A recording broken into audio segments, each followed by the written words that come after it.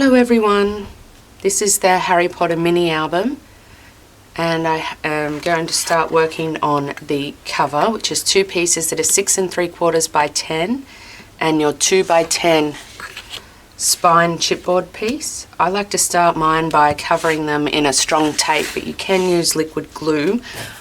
The problem with liquid glue is I sometimes find that you get bubbles when you put your cardstock cover on. So I like to really cover this.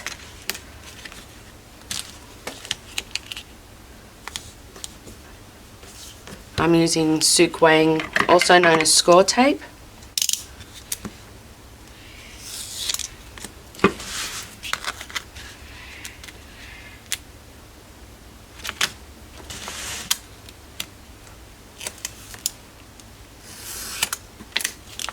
I have my score tape that I use mounted on my Score Pal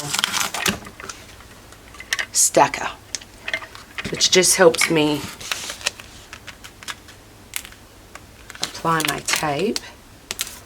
And once I've done the cover, I'll switch out that large width tape to usually about 3/8 of an inch or 1/4 of an inch tape.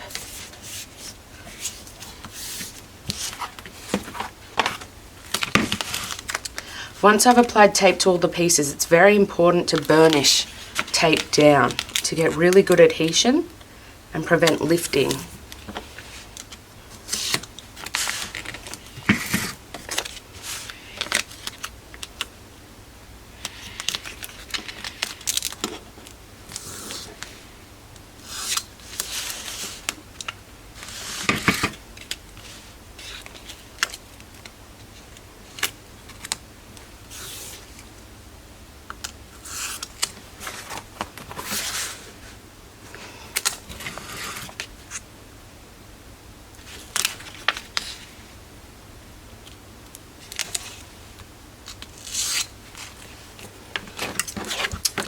Just have a little overhang, I'll just trim that off.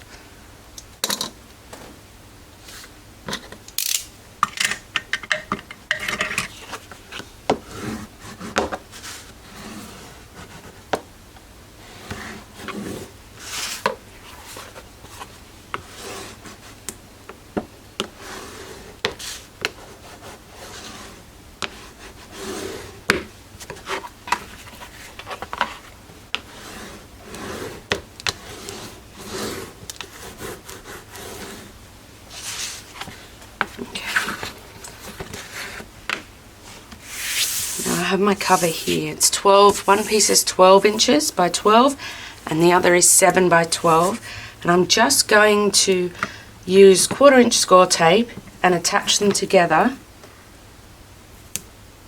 so that overhang will be about 1/4 of an inch. And again, just burnish it really well. That's the best advice I can give you using score tape.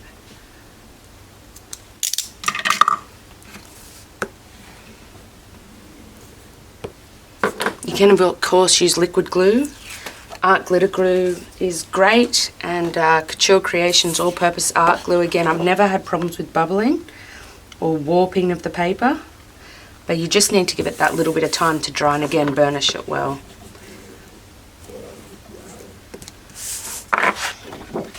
Now there is an option for lining this up. You can score yourself a little guideline, but I would score it gently. Just to create an indent that you can see, and that's at 1 inch and 1 inch on two sides.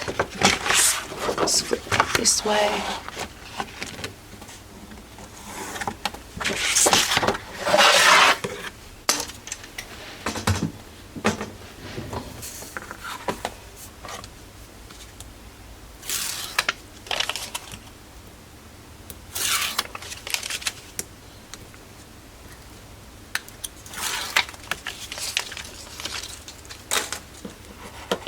So I'm going to line up my first 6 3/4 by 10 piece on the 1 inch line, and I would, it'd be easy if you get right over the top of it and look down. I just don't want my hair in the camera. I need my roots done. Okay, so Now between the cover piece and your spine, you do want to leave a gap. Don't butt them up together. Now the width of the gap is up to you. The wider the gap, the less chance you'll have of cracking on the spine. So if I grab an album here, I don't know if you'll be able to tell, sometimes you get cracking. I mostly get at the top where it's a little bit thicker because the cardstock's folded over into the cover. Like right here, I've had a crack. Now you can fix this. Just place a bit of your wet art glitter glue and it will prevent any more cracking, but you will see it. You can always put some ribbon or do a cardstock wrap. That was because for these two pieces I placed them too close together. So you could take two pieces of your leftover chipboard, sandwich them together and place them between, so you'll have a double thickness. You could put about 1/8 of an inch between the two pieces. I wouldn't really go 1/4 of an inch unless you're doing an extremely large album that had, you know, a lot of pages, a lot of embellishments. So I'd stick to around 1/8 of an inch. I will probably just eyeball it. But again, I think Country Craft Creations does sell acrylic spacers that will help you with that. If that's something you repeatedly have trouble with, you could also get your ruler and, you know, just make a little mark where the 1/8 of an inch is. You could even go 3/16 or maybe, you know, even 1/4, but you may have extra bubbling of your cardstock there. So we'll just go back about 1/8 of an inch.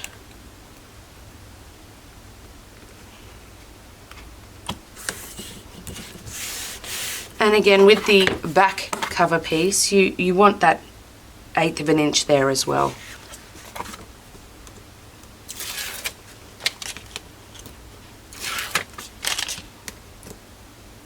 Burnishing your score tape makes it very easy to remove the backing. I'm sure we've all been there, having trouble with the tape. So there we go. Now I'm going to flip this over and burnish gently but relatively well.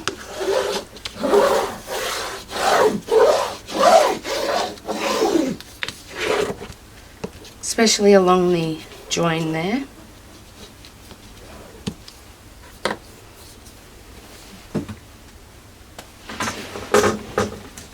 I have found this tool to be quite helpful, was to put on a new phone screen protector. It's just a plastic squidgy with a little bit of felt over it.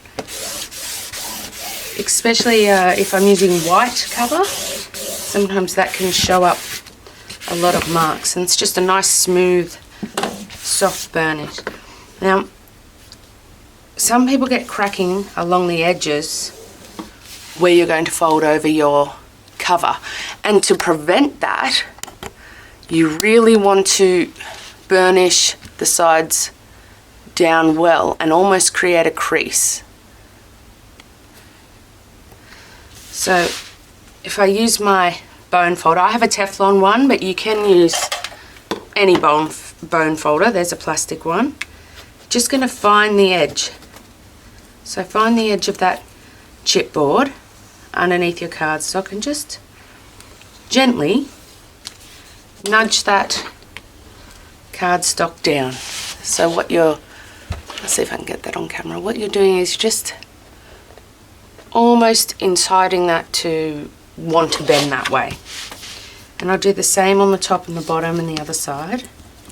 Pay particular attention to where that 1/4 inch overlap is. That will really help you prevent cracking there. We're just trying to bend the fibres in the cardstock around the chipboard.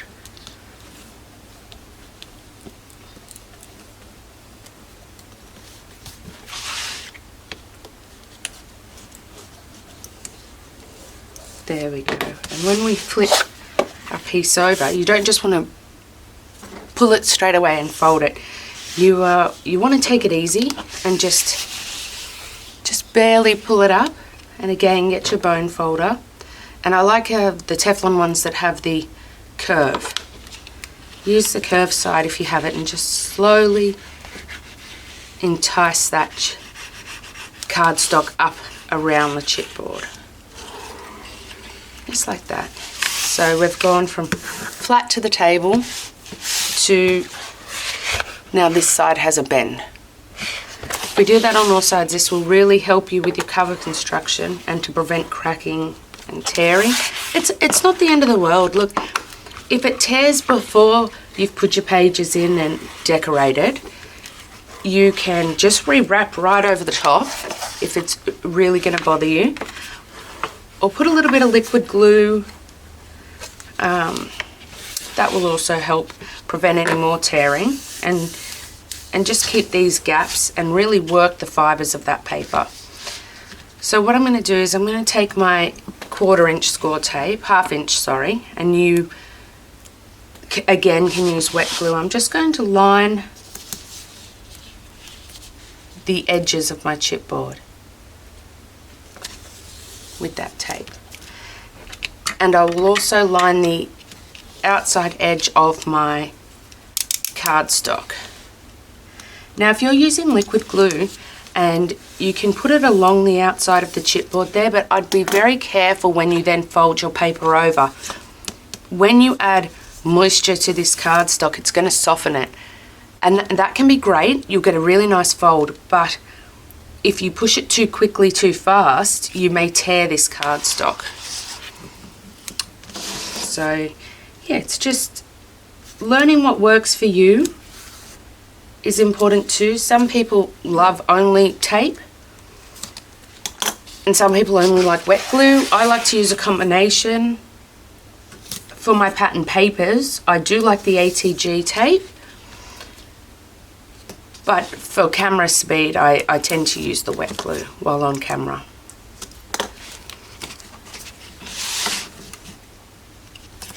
And take your time. Building a mini album should be fun, just like all scrapbooking and crafting. Don't worry if things go wrong. You can just do a little bit of scrapbook surgery and fix it up. I make plenty of mistakes, and one of my big mistakes, no matter how long I've been doing this, is I always forget to attach my magnets underneath my pattern paper. It's a real mental block, I tell you. Okay. If you would like to save a little bit of your tape, because it is expensive, you can pre-cut your corners, and that will save you, you know, 1 inch off each side. And if you add that up if you do multiple mini albums, that's quite a lot of tape. You can eyeball it and just guess where that corner's going to be. I know that it'll be cut off before the edge of the paper. It's up to you, and this is your project, your album. If you don't like the pattern papers I choose to put, you know, really just make it your own.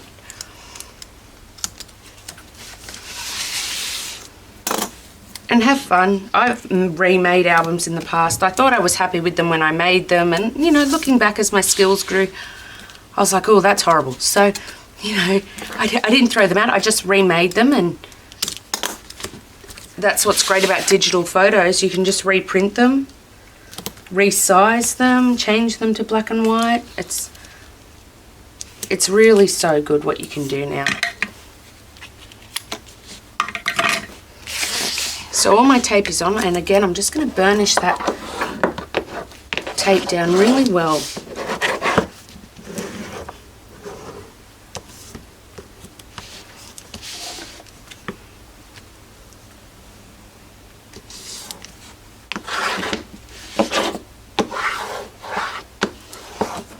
Okay.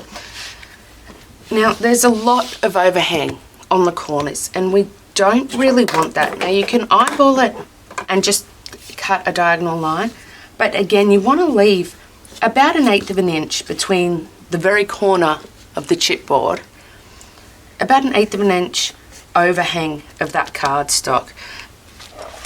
If you don't do that, you may see your chipboard when you fold it up, so you can take a ruler and measure it. And I've seen some great homemade tools. They're made out of chipboard that measures that for you perfectly every time. I just eyeball it, but again, you can measure it.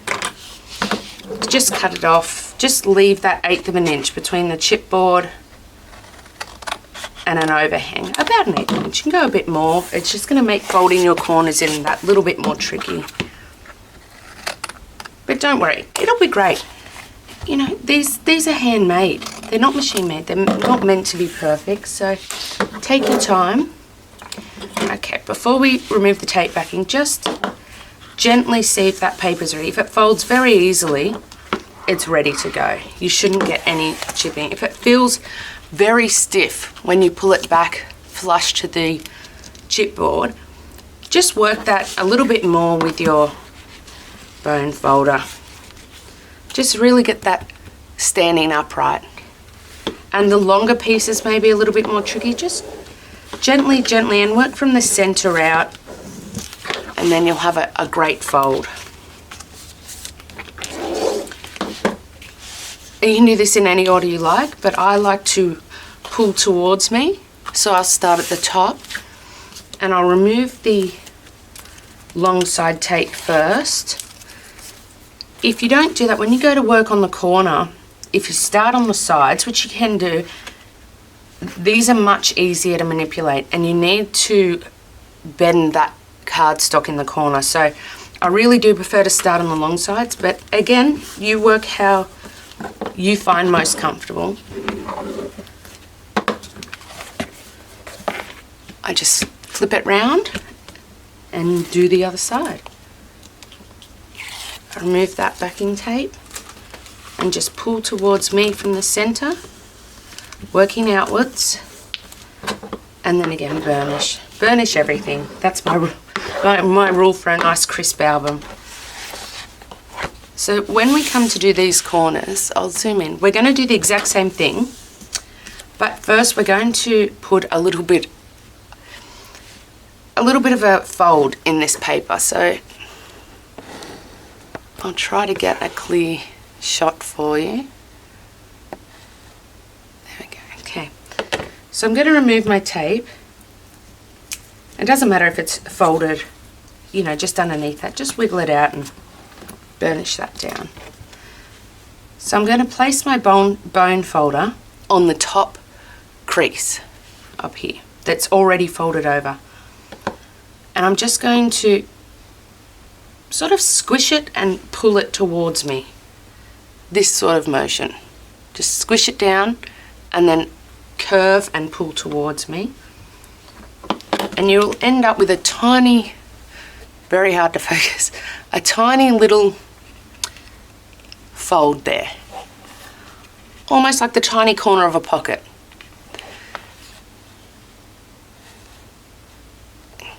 So, and we're going to do that on the bottom as well. Now I'd recommend maybe rotating your cardstock, your cover, if that's easier. We're just creating that little fold just on that corner, and what that's going to do is when we now pull the side piece over, you're going to get a nice corner. So if I show you, try to show you this corner. Comedy of errors this morning. Okay. It's just nice and crisp, and there's that nice fold, and you can't see any of the chipboard. Now occasionally you can get corners that will have that excess cardstock creating like a little spike. Now you can trim that off or fold it down, use a little bit of liquid adhesive. It's not the end of the world. It's just going to give you a really nice finish. And I learnt that technique, and I'm sure lots of people do, but I learnt it from Frances from your book of memories. She has some great tutorials and she's an amazing artist. So, and that just gives you a really nice flush, more professional looking corner. So I'm just going to drag that corner up, put a little fold in there. And then again, just fold over and burnish everything really, really well. And you'll just get a nice corner. Now before I put the gusset hider or the spine cover on, where the cardstock is coming over the edges of the spine here, I'm just taking my bone folder and very lightly finding that spine, and don't stab it so you punch through, just put a nice little guideline in there, and then very gently you can bring your album up. And what that's causing is for this, I'm not really sure what you call it, but the edges of the spine, the cardstock here, will fold in when you fold your album covers up instead of bubbling or folding out. And you'll just get a really nice cover. And that's very loose because we've left that gap between the spine and the cover chipboard. It folds very easily. It will be stiffer once we put the spine cover on, but this really does make for a neater album. So again, I like score tape for this, but you can use liquid glue, but I would really burnish it well and give it a lot of time to dry before you try to fold your album up. Because if you fold that album when it's wet, you have wet glue there, you may find that it bubbles or doesn't lay flat or doesn't create nice folds.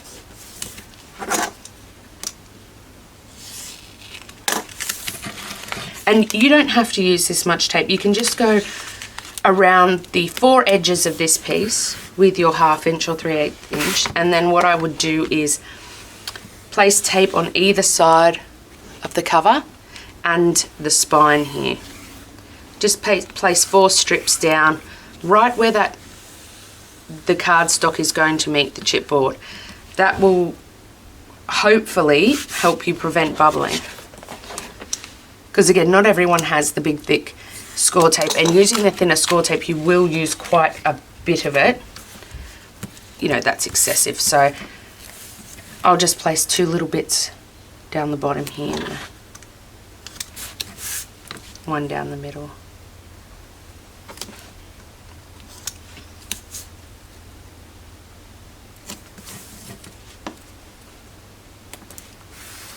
I mean, you're putting quite a bit of work into these mini albums. They take time, they're labour intensive, but they're amazing. And I find them super addictive. Once I discovered them, there was really no stopping me. I do like traditional scrapbooking, but yeah, there's a close place in my heart for the mini albums. I just love that they make great gifts. You can theme them, and they hold so many photos.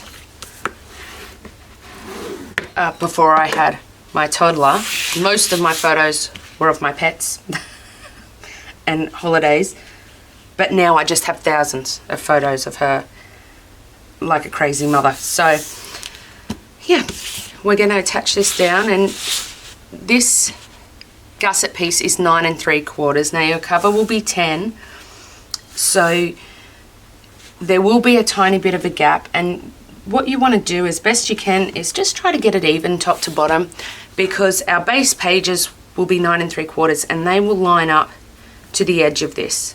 So you won't have cover, edge of gusset piece, then edge of base page attaching on your spine. You'll just have a nice solid line top and bottom. You can measure it if you want to measure the equal amount top and bottom. I'm just removing my score tape.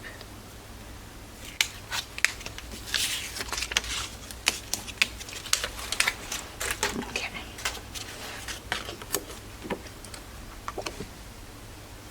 I have 2 puppies. There's lots of dog hair in my craft room. Okay, so I'm just lining that up, trying to find that equal distance top and bottom. And again, just burnish that really well, because your base pages will be attached to this piece along the spine.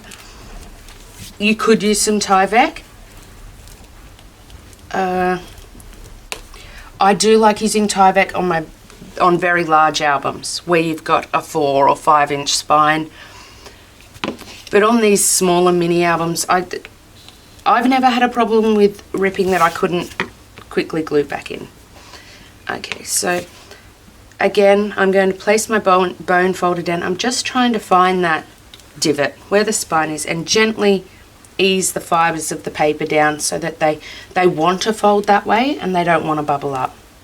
Just gently, just a tiny little valley, and then ever so gently just fold up your cover, and that will feel stiffer and it will not want to stay together as well because we've added that bulk down in the corners of that spine.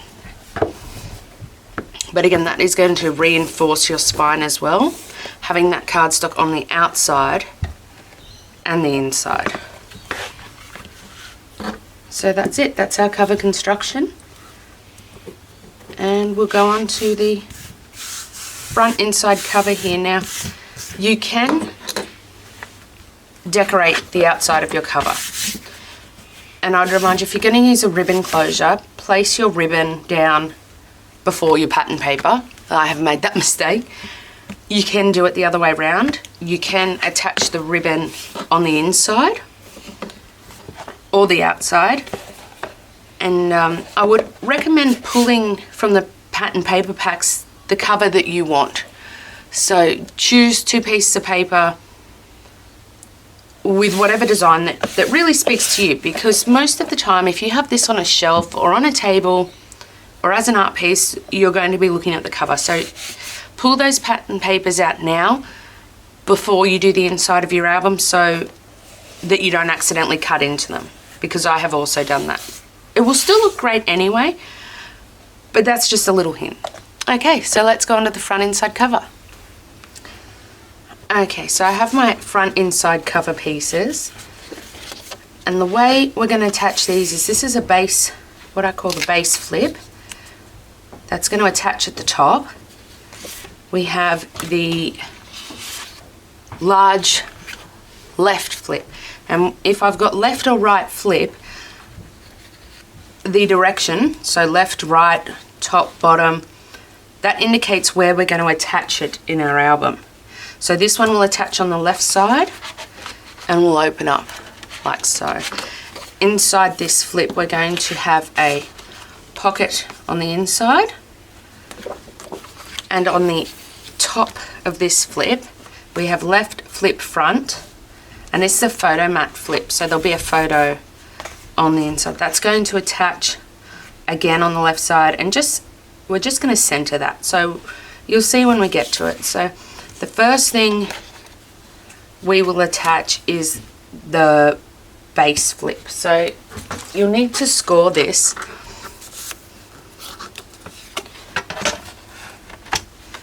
So you've got 4.5 by 6 3/4, and we're going to score it 6 3/4 at the top at 1/2 inch.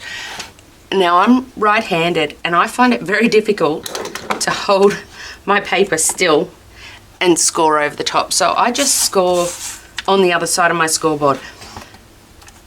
But you do it however it works for you. Just make sure that that's pushed into the corner and we're scoring at 1/2 inch. There we go.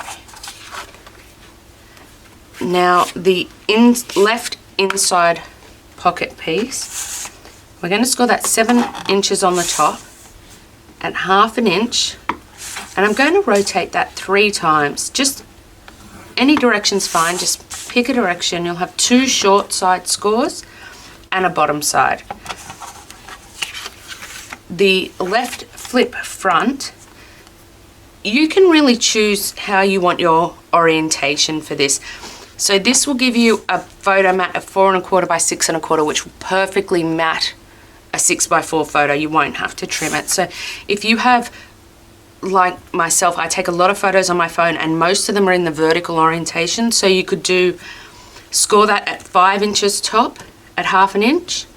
If you have a great landscape photo you'd like to do, you could score that at 6.5 inches on the top at 1/2 inch. That's really up to you. I'm going to score it landscape, but again, these are things you can change in your own mini album to suit your style. and the photos that you have. Okay, so our left flip, the very large main flip. So you need 2 scores on this because we want to create an 1/8 of an inch gusset. And I'll show you that when we get to it. So placing it 6 and 7/8.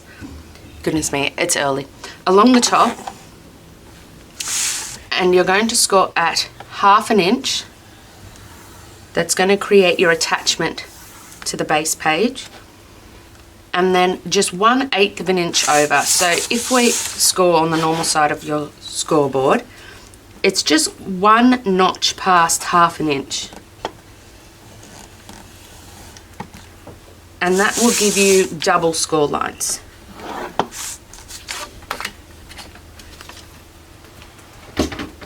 So I don't know if you'll be able to see those, but there's 2 lines right next to each other. And you want to score these, burnish these score lines really well. It's going to give you a much neater, flatter album. Take your time. Go slow. And then you can just pull this up. And what it's going to create is just a little U shape. I don't think you'll be able to see, but it's sort of the base page and then a little rectangle with a gap in the middle. And that's giving you an 1/8 of an inch gusset. So when we attach our pocket and our photos and our pattern paper, your album won't bulge in a weird way. You're going to get a really nice flat page there. And this page will line up with your spine gusset hider, top and bottom, and that. Now you can go all the way to the edge of your page and you'll have a gap here, or you can go in just a little and create a little gap, which is particularly helpful if you are someone who likes to mount your ribbon underneath the inside cover. That just means as that ribbon moves or pulls, it's not going to pull up this piece. So we can attach our base flip. Again, all these score lines need to be burnished well and they need to be mitered. Mitering really will help you reduce bulk, and I'll show you on the pocket because it's a great example. So if I fold my sides in on my pocket and then my base fold, first off it's quite difficult and bulky. So you're not going to get as nice a line, and it's just very bulky in that corner. And sometimes if your score isn't exactly perfect, you will see this poking out the top, and it can also make it quite hard to slide inserts in. So what we're going to do is just trim all the corners. You don't want to go past this score line. You want to go up to the score line at just at an angle. 45 is a great angle there, and you don't want to go past that inner score line. And the same for the bottom corners on pockets. And now if you can see this, my paper now has a funny crease here, and that's because I tried to fold it without mitering. You can miter before or after you score. It doesn't really make, I don't find it makes too much of a difference. Just don't go past the score line that you've created.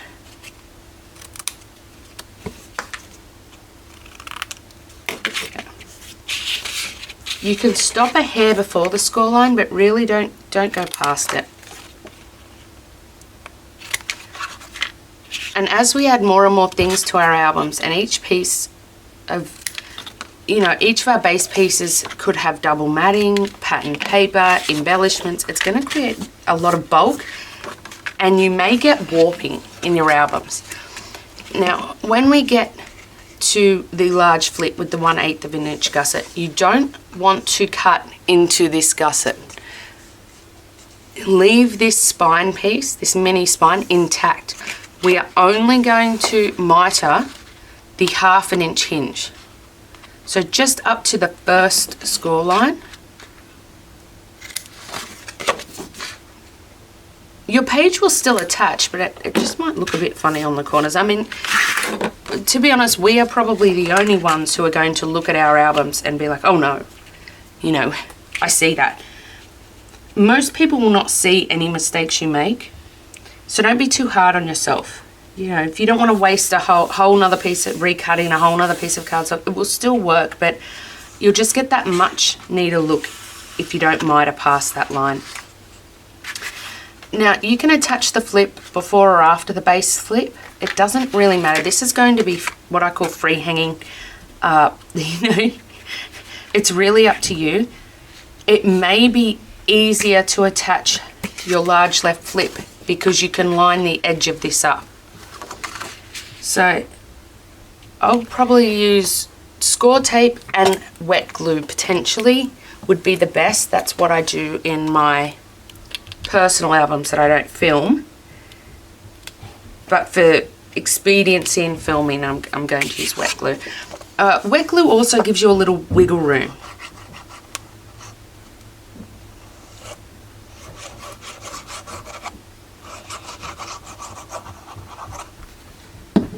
You can take a piece of scrap paper, Teflon burn folder, anything you like. I just pull off the excess. This dries clear and it's a very sticky glue, but it does give you that wiggle room. So I'm not going to really worry about how much of a gap I have here, probably about 1/8 of an inch to 3/8, you know, between 1/8 of an inch and 1/4 in from the edge of my album. But what I am going to do is where this gusset hider is, top and bottom, I'm going to try to line the edges of my flip up with those. And that will just create a neater look. I'll just gently place that on, open her up, and really burnish that well, just to make sure that liquid glue is adhered. Okay. Now when I close this, any extra glue you just wipe away. That's another thing about the art glitter glue. It's great. You don't see it once it's dried. So, looking down the spine, we now have this 1/8 inch gusset here. And I'd say that's nearly 1/4 of an inch between the edge of my page and my flip. And this is a great place to customize. If you want to go all the way to the edge of the page, do that. If you want your flip to go all the way to the spine, you can do that. I find it might start interfering once we have our base pages in and the edges could crease, so I like to leave that gap there. But again, it's your album, however you like.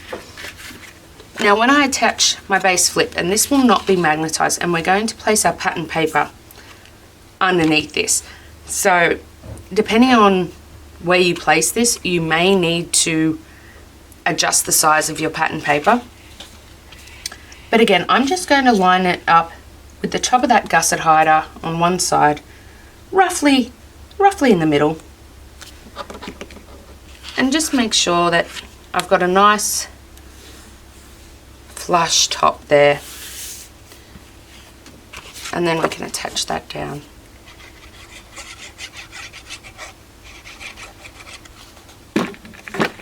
We're just looking for a nice neat finish. Take your time. There's absolutely no rush.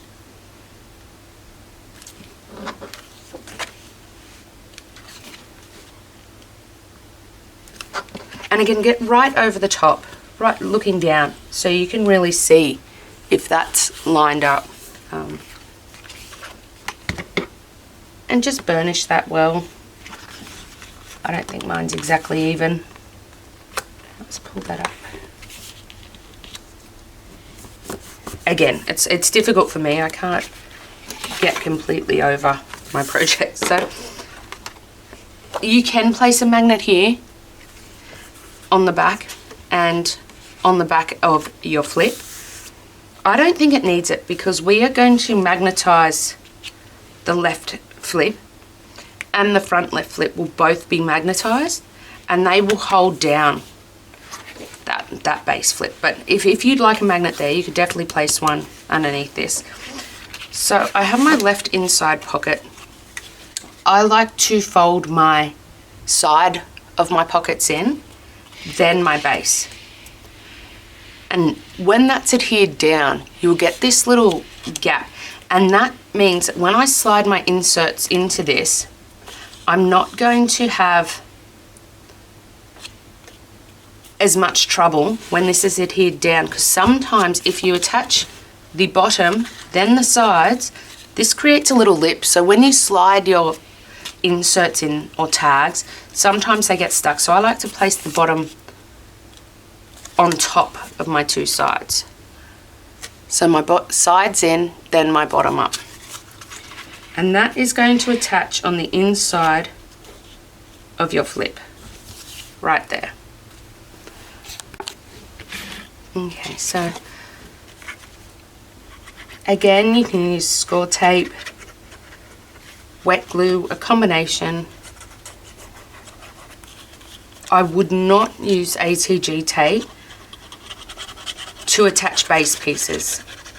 It's not strong enough, and I think you'll find in time your album will lift and fall apart. So I'm just lining that up with the outside edge and the base, and I'm making sure I'm not over that score line here. I'm just a hair away from it. If you adhere this over that 1/8 of an inch gusset, your page is not going to close properly, and you're going to get a really weird sort of bubble there. Now this page needs a magnet, and you can decide where that magnet goes. You put it down the bottom, depending where you've put your base flip here. With the base flip where I placed it in the center, you've only got about 1/2 an inch beside the base flip and where this overlaps. Now you need a minimum, absolute minimum of 1/8 an inch away. Better off 1/4 of an inch away from the edge of any page where you attach your magnets. It's going to be a large magnet, so I'm probably going to place my magnet on top of that pocket down the bottom, and I will most probably put a little ribbon pull there before I attach my pattern paper. That's if I remember. So I've got my magnets here, and these are great. They're self-adhesive and they're really strong. For a large flip, I'm going to use the large magnets. You need a little bit of a stronger pull because you're going to have a magnet and a magnet, you know, a magnet here on top of this pocket, which is going to have pattern paper over it. You're going to have a magnet down here on your base, and that is going to have pattern paper over it. You can attach this wherever you like. You can not use a magnet if you don't wish to. But you've got to remember the magnets will not be as effective once that pattern paper is over the top, especially if you are using a collection that is very strong. You know, a very thick cardstock, it's really going to take down the strength of the magnet. So if you find that your magnets are not closing, you may need to add another magnet, and you could just add a smaller one, add 2 ones, you know, really as many as you want. You don't want it so strong you can't pull up your page without bending it. So I think 1 will be fine here, and I'm going to place it down in the bottom left center of my pocket. So I've attached them together, slid them together, metal to metal with my adhesive on the outside. I'm just going to peel off any side. It doesn't matter. And I'm going to choose at least 1/4 of an inch away, but I do want it more to the top than the bottom, because this is going to hold the whole page down, and this is going to be, once this is matted with our photo mats, our photos, our pattern paper, it's going to be a little bit more bulky.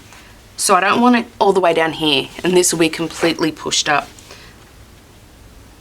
I am leaving about 1/2 an inch between the top and a little bit more from the edge. There's 2 magnets there, so they're quite strong right now. I'm going to take off the other piece of adhesive, and when I close this, you want to make sure this 1/8 of an inch gusset that you've created, this little mini spine here, that's not flat down. Either way, you want to make sure as best you can that is standing upright straight from the edge of the book. So if you have to push it a little bit this way, push in or pull out, just try to get that as straight as you can. Then attach that magnet down. That way you're going to have a nice straight gusset and a nice gap. So once this is filled with your inserts, your pattern paper, it's going to stand straight up. It's not going to be pulled by that magnet. Okay, so your left front flip, again, this is completely up to you. You can attach, I've put it to the left. It's going to open this way and then open again this way, and then that will flip up. You can attach this to the right. You can attach this to your base page, you know, underneath this one. And that's an option. And then when you place your magnet under here, it will actually hold the top of that base page down. And that's going to open this way, this way, this way. You can really change these around to what suits you. You could even have it at the bottom, wherever you like. So I think I was going to put it to the left so it opens and opens again, but again, completely up to you. And that could be a great way if you are really going to stuff this pocket full. If you were going to add a pocket here and really stuff it full of photos, you may want to attach this to the base page, the chipboard, and then you can attach a magnet here and that will hold the top of your page down. That could be great, but I'm just going to attach it, eyeball it into the middle, and I'm going to make sure I attach it to this page, not the 1/8 of an inch gusset.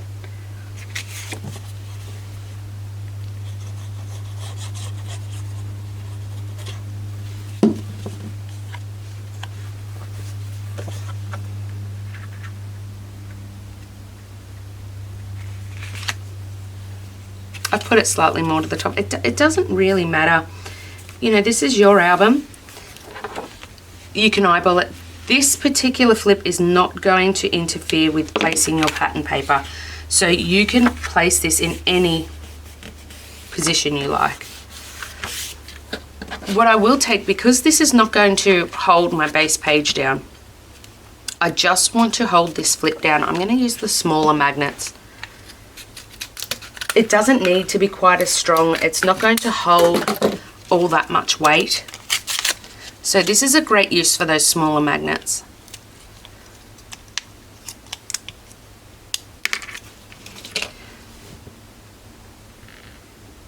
The smaller magnets I find are a tiny bit harder to work with, just because they're so small and I have giant sausage fingers. So what I can do again, attach them together, slide them together metal to metal. My adhesives are facing out. I'm just going to peel one side off. And again, I want this to be at least 1/4 of an inch in. But you can go as far in as you like. I'm going to put a little ribbon pull on this, so I'm going to leave just that bit extra so I can make sure my ribbon being in the center will not be covering that magnet or interfering. I'm going to remove the adhesive on the second magnet. I'm just going to lay that flat. Just apply a little bit of pressure, not too much, and then they will attach. There we go. And that is our front inside cover done. I'm going to attach my photo mats to this and place my inserts in, and then we'll come back and do the pattern paper. So here I have my left flip insert. This is my large insert. So this is 5.5 by 7.5. It will have a photo mat of 5 1/4 by 7 1/4, which will perfectly fit a 5 by 7 with no, absolutely no trimming. And again, I have that for the 6 by 4 photo. So I've just cut my insert. I've cut 2 5 1/4 by 7 1/4 white photo mats, and I'm just going to place those front and back. You can, if you only want one photo, you can cut a piece of pattern paper to the same size as your photo mat, and then that would slide in with the pattern paper, and you can flip it over and see your photo. But the way I've done this album, I really would like more photos for my personal collection. So I'm going to attach these with ATG. It's not going to hold much weight. It's not a mechanism. It's not an integral part of the album.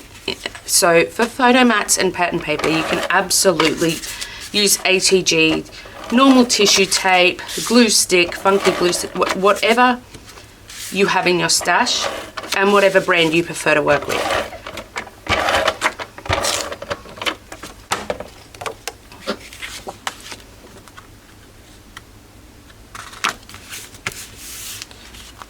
So that will give me an 1/8 of an inch border, and then again an 1/8 of an inch of white, and then my photo on top. So if you want a 1/16 of an inch, you like a really tiny border, just minimize these measurements by an 1/8 of an inch when you do your cut.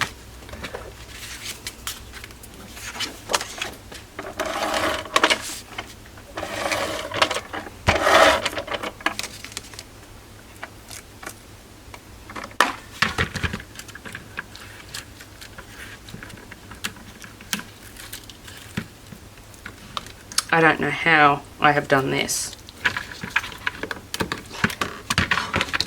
I always have problems with this. And it's because my ATG gun is very gunked up and I really should clean it.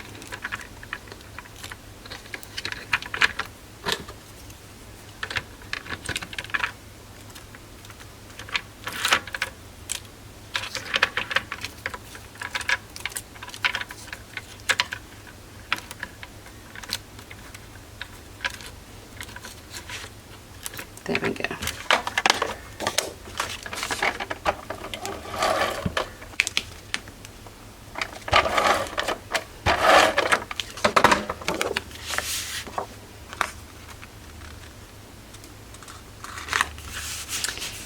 Sometimes with my ATG gun, I find I get these little bits of residue. You can rub them away with your finger.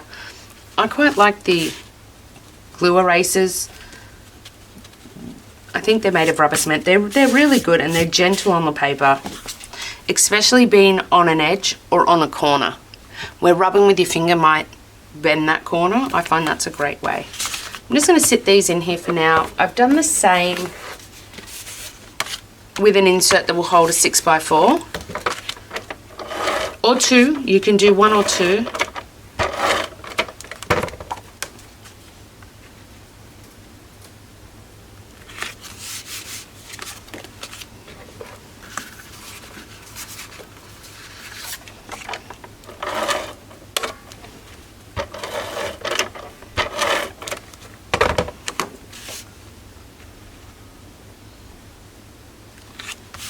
There we go.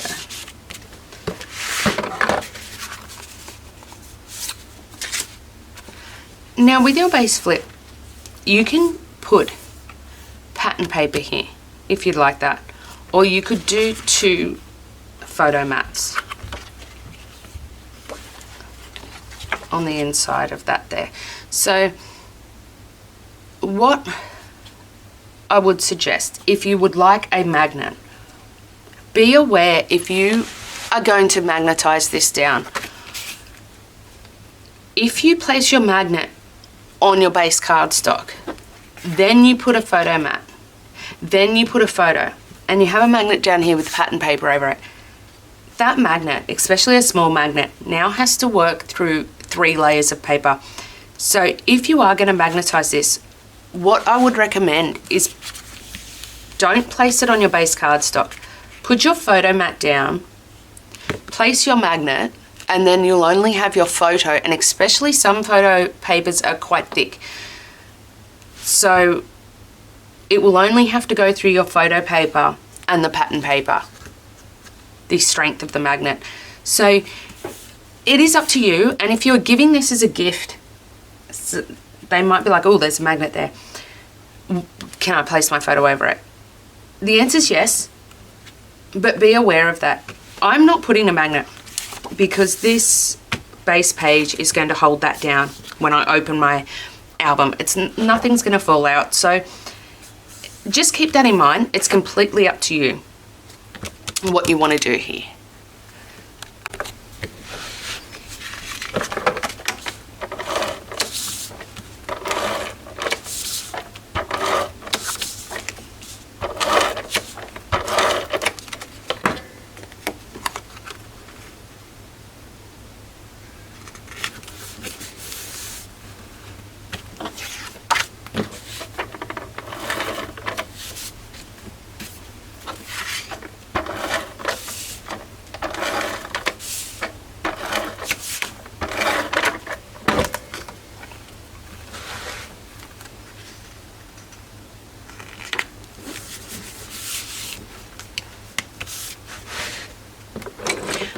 Okay, now they're attached. That is pretty much it for the construction of the front inside cover. When we come back and we're going to choose our pattern papers, I'm going to put a little ribbon pull here. Just a little ribbon tab, so you can pull on the ribbon and you're not going to pull your base cardstock. And I'm going to put a ribbon tab here, closer to this magnet than the center. You can do the center if you like the look of that, but again, the magnet's down here, and that is going to place pressure where that pocket joins if you're pulling from above it. So I'm going to place my ribbon tab down here. So when we come back, we're going to attach all our base pages at once. I find that easier, and I'll show you how to score those to help them lay flat. This mini album has 3 base pages, and they're 7 across by 9 3/4 tall. So we're going to score these with, just like we did with our front inside cover where we created that 1/8 of an inch gusset, we're going to create an extra 1/4 of an inch gap before we place any mechanisms. It's going to create a bend in the paper, so as our pages become bulky and we're folding them over, they don't stick up when we're looking at the album. That it will help them lay a little bit flatter. So I'm going to place my base page in my scoreboard with 7 inches across. I really am uncoordinated at this. So I'm going to score at our normal 1/2 inch. That is going to attach to the spine of our album. And I'm going to come across and I'm going to score it at 3/4 of an inch. So 2 notches over. And you're going to have 2 score lines. Now your base page, this is where it attaches, just this 1/2 inch score line. We're not going to place any adhesive at all over that score line. We don't want this second little 1/4 inch gap to have any adhesive on it. So we're going to score all 3 of ours 1/2 inch and 3/4, 1/2 inch and 3/4 for all 3. Don't miter the 1/2 inch hinge on your base pages.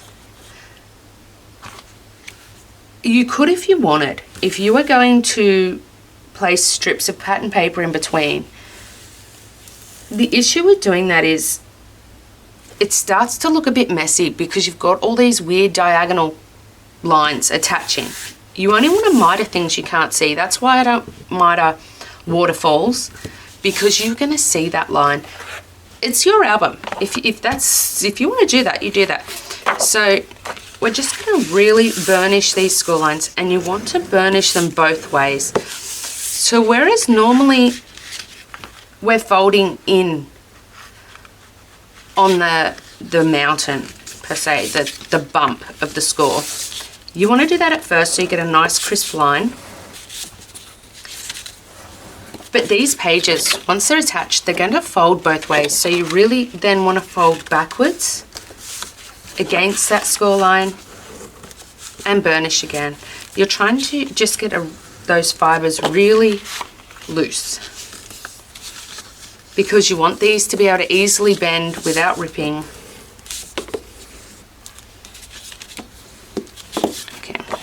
just open those back up. Now, I'm going to butt this up very nearly against the valley, the hinge of where the spine and the cover meet. Not over that, just up against it. And I'm using my gusset hider spine cover as a guide. So I'm going to line up my page with that, top and bottom, bearing in mind this was only a short piece of paper. We could have attached that crooked and not really noticed it to the naked eye. But if we exactly line that up top and bottom, you may notice your page starts to go up or down. You know, it's on more of an angle and there's a bigger gap there. So you want to find a balance between meeting that gusset top and bottom, that gusset hider, but also having a straight base page. Now keep in mind, if your score lines are a little bit off, that may also create a little bit of a weird angle. It's nothing to worry about. You just want to find a nice balance between lining everything up straight, having a nice straight line along here, but your page being straight. And in a way, your page being straight is going to be more important than lining this up perfectly. And this page here is a great example. I'm not sure how much you're going to be able to see it if I zoom in. So if I line this up perfectly straight down the bottom here. So I'm trying to line this up exactly with this gusset hider and along the spine. If I line this up directly along my spine all the way up, if you look down here, I'm about 1/4 inch from the bottom here. But look at my page. It's nearly doubled that gap on the outside edge of my page. And I'll just try to find a white piece of paper so you can see that. If I line this page up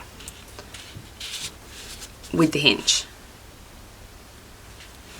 between my spine and my chipboard. Now this white piece of paper is directly lined up with the bottom of my cover. This page now, you can see just how crooked it is.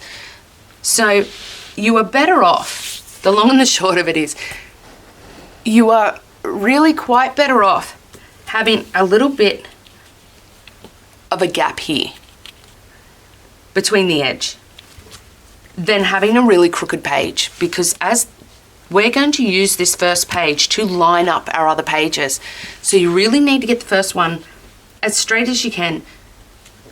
It's more important it is straight along your book, along the top and the bottom, than it is along the spine.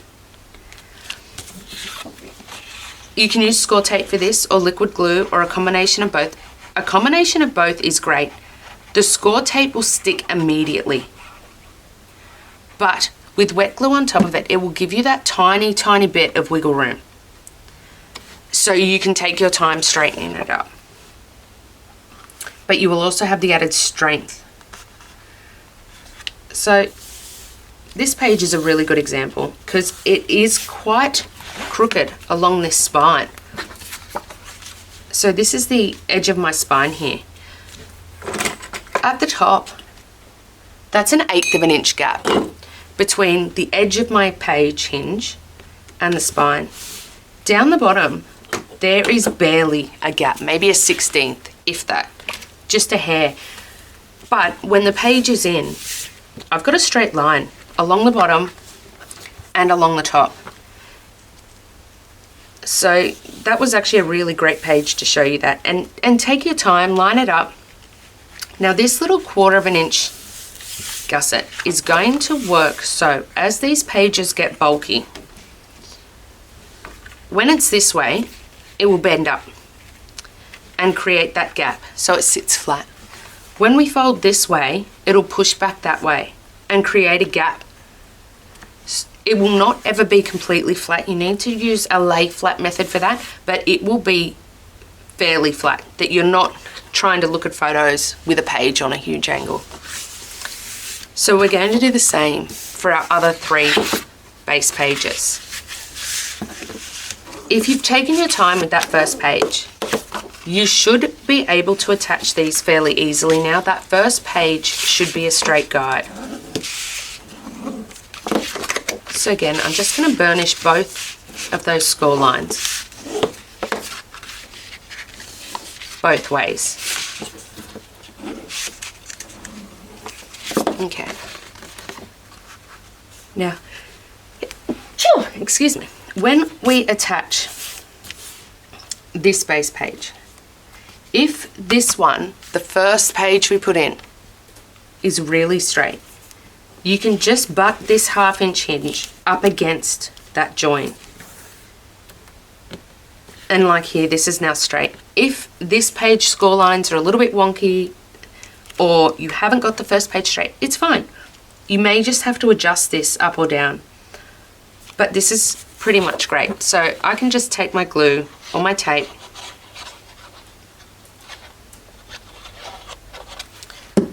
perfect example, I've gone over that gusset. If you go over, remove the glue immediately.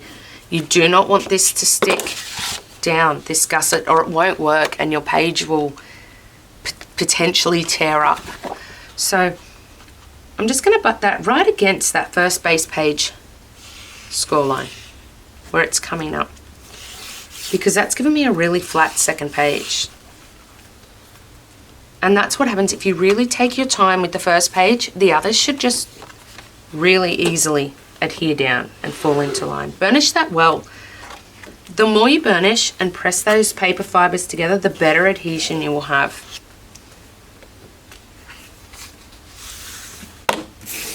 And the same for the last page. If I butt this up, it should be straight across.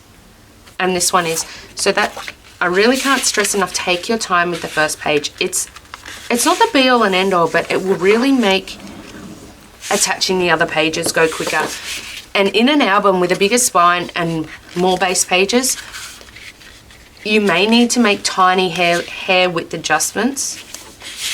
But if you take your time with that first page, it will be much easier.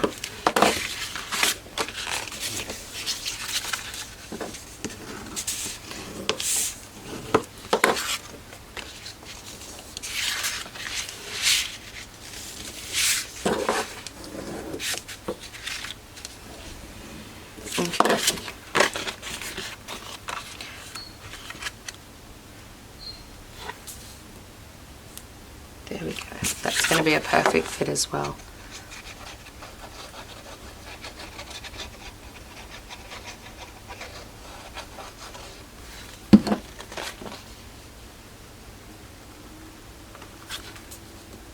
I'm just butting that up against the edge of the previous page. And that's a really nice fit there.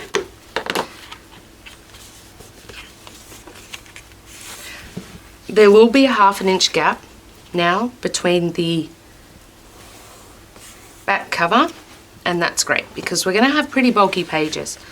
So now they're all in. I'm trying to get it so you can see here.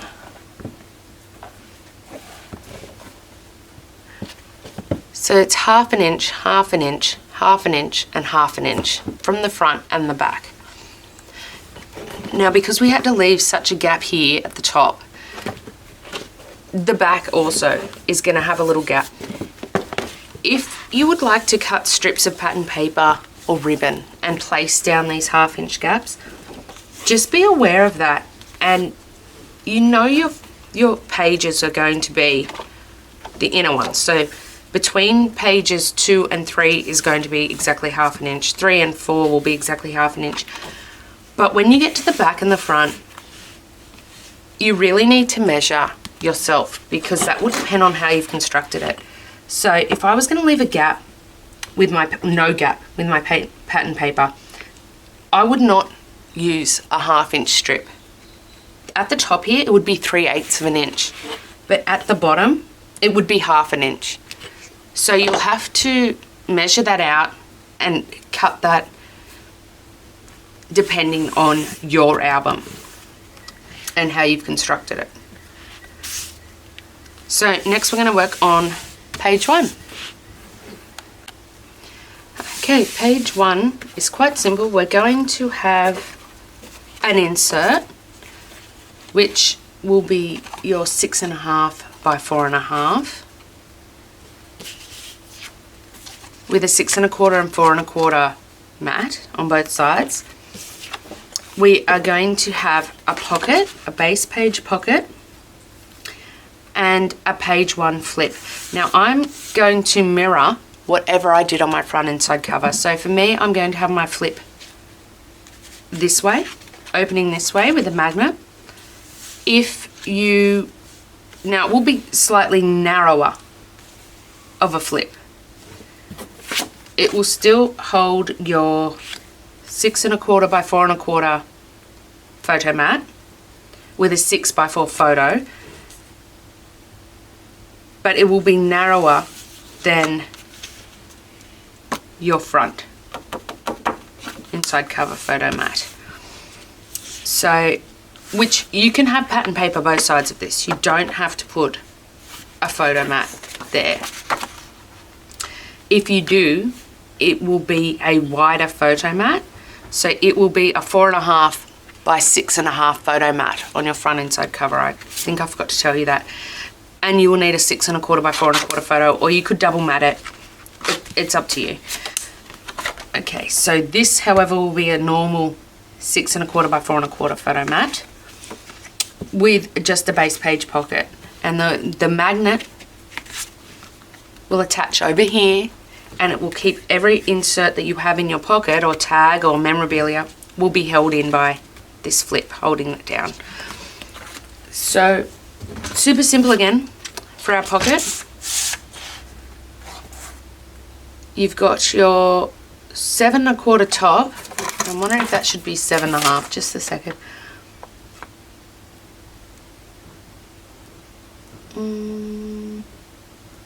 No, 7 1/4 is correct.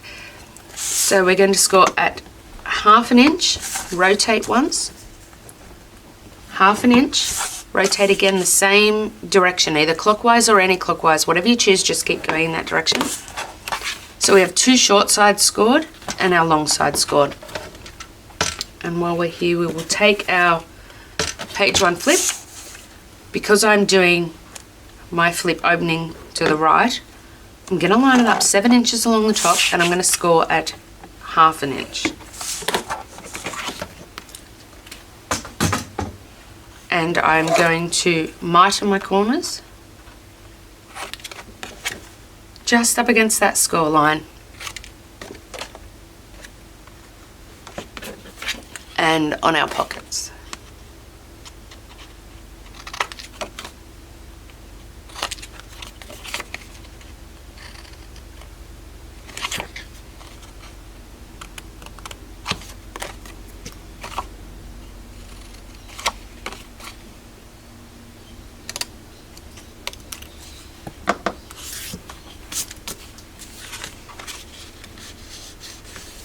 I'm going to burnish well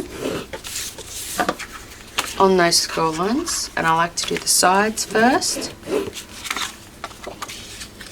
Fold those in, then the long base piece of the pocket up. I'm going to glue this pocket in onto my base page.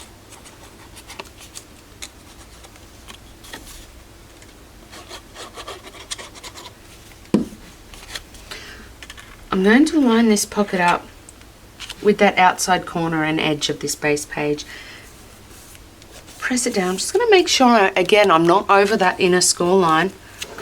You don't want to interfere with the gussets or hinges of a page. Now I'm going to take my page 1 flip, and I'm just going to center it slightly. It won't even be over this pocket, because I want to center mine to how I centered the one on the front inside cover. It's just aesthetics. You could put this anywhere. You could do top down. You could do it from the bottom of the base page and have it magnetized, bottom of the pocket. You could really do this right to left. You could have both of them going to the left. But I would be aware that this page here might be a little long.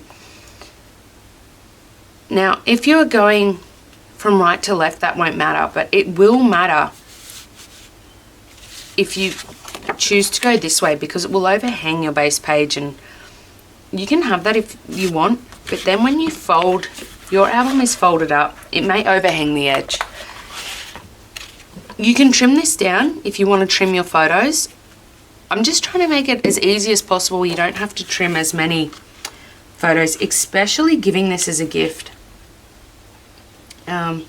If you are giving an album as a gift, if they are not scrapbookers, you could write the size of the photo that they're going to need, you know, the trimmed measurements. But if they don't have a photo guillotine, a paper trimmer, all the things that we are so used to using, it may be difficult for them, and I'd just keep that in mind. I'm going to put a quite strong magnet here because this needs to hold down any inserts, memorabilia, and things I put in, and just in case any of those slide between this flip and the base page, you want that to have strength. You could use a small magnet.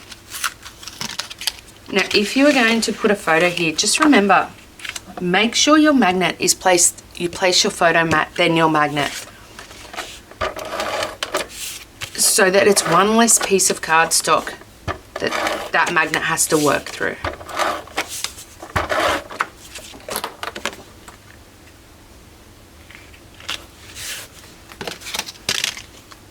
So I'll take my negative and my positive, and you can, I'm going to show you how to do it without, so say you don't have adhesive on your magnets, it's very, very easy to attach these with just a little bit of score tape. And the way I like to do it is, I cut a length of score tape that will overhang the edges of the magnet. Now the bottom one is the easiest, so if you have magnets that don't have adhesive, obviously mine do, so this isn't a great example. In fact, I do have a couple of magnets that don't. So here, I'll take these magnets, and what I'm going to do is, the base one is the easiest. I'm just going to place that down with the score tape over the top. Now my photo will eventually cover that when I pull that off and place my photo down. I'm going to take the next piece of my long score tape, and I'm going to place it backing to backing. Sorry, just grabbing another magnet. Then I'm going to take my next magnet, and I'm just going to let that fall and find its north and south. Then when I close this, instead of pushing the center of the magnet, I'm going to push on the outside edges where I know I've overhung that score tape. And when you pull it up, the magnet will be in the correct position with the score tape over it. There we go. And that is it. So if you want this one here to be a photo, you absolutely could have this one here as pattern paper or as photos. I'm going to have mine as photos because, as I said, personal preference. I know I'm going to put a lot of photos in this album. I have a lot of Harry Potter themed photos. So if you have less photos and you want this to be more decorative and really show off that paper, where I'm placing a photo mat, you can absolutely place normal pattern paper. That is completely up to you and how you'd like your album to be. We also have an insert for this pocket. So again, inserts are very simple. My base insert is 1/2 inch larger than my photo, and my photo mat, because I want these double matted with contrasting colours, is 1/4 inch bigger than my photo. You don't have to follow the inserts I'm doing. I have a lot of 6x4 photos. If you want 5x7s, you know, 4x4s, 3x3s, whatever size photo you want to have, adjust the inserts. It's a great way. If you want an insert that has 2 3x3 photos or 2 4x4s, just make sure your inserts are not wider than the pockets on your base page. There we go. And we're just going to pop him in here so we don't lose him. You could do a few inserts, tags. When we see what cutter parts and paper I have left in the kit, I'll check that. Now, this flip, if you have attached it before you mat your photo mats or pattern paper, just check. If you feel like it's going to interfere down here, trim that 1/4 of an inch off and have it flush to the first score line. You'll just have to trim down your photo or your pattern paper. Just make the adjustment as you see fit. Okay, and that's it for page 1. On to page 2. Okay, page 1 is done. We're going to go to page 2. This has an inside pocket, 2 side flips, and 2 corner pockets on the front of the flip. So, with your inside pocket, 7.5 along the top, and we're going to score at 1/2 inch, rotate it once, 1/2 inch, rotate again, and 1/2 inch. Now our side flips are going to place at 3 5/8 along the top. We're going to just score those at 1/2 inch.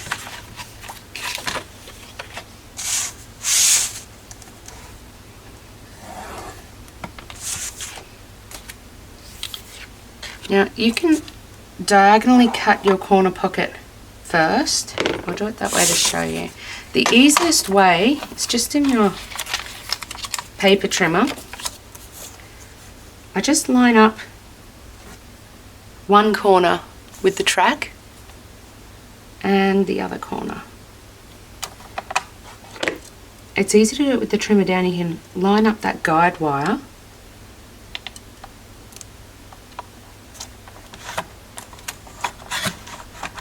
make sure you have a nice sharp blade in there. Mine's getting a little dull. There we go.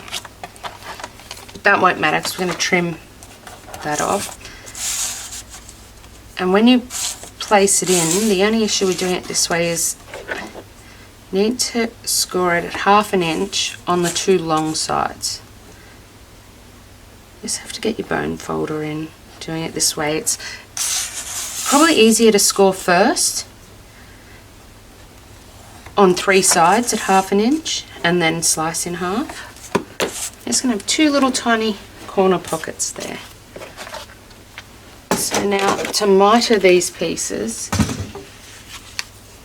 you can fold them first because you're going to have quite a large overhang,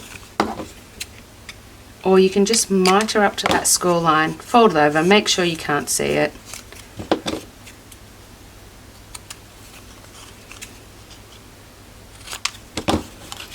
And just take up that bottom square in the corner, mitering on each side of those score lines. And just burnish that really well. They're just 2 tiny little teeny pockets, and these are going to form part of our closure. And our insert is actually going to hold our 2 side flips shut.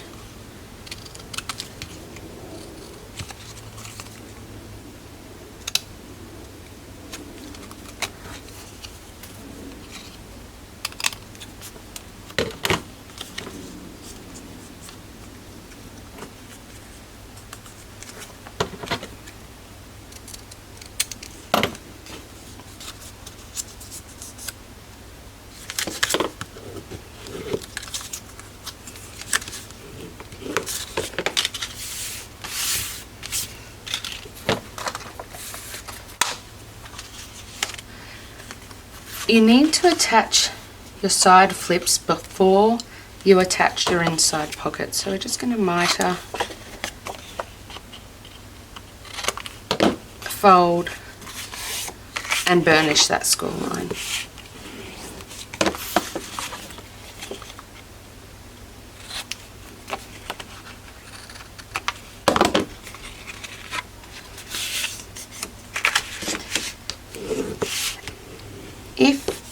plan to put a lot in your pocket, you may want to add a 1/8 inch gusset, just like we did on the front inside cover to these flips. And that's quite easy to do. Just take your horizontal measurement and add 1/8 of an inch. And then after you've done your 1/2 inch score line, just add another 1/8 of an inch score and then create that little gusset. I only plan to have 2 inserts in my inside pocket, so I don't think I'll need that, but keep that in mind if you are planning to put a lot in your album. You can always adjust your mechanisms, and these little pockets are just going to go on the front just like that, and I'll show you in a minute. So the first thing you want to attach are your side flips.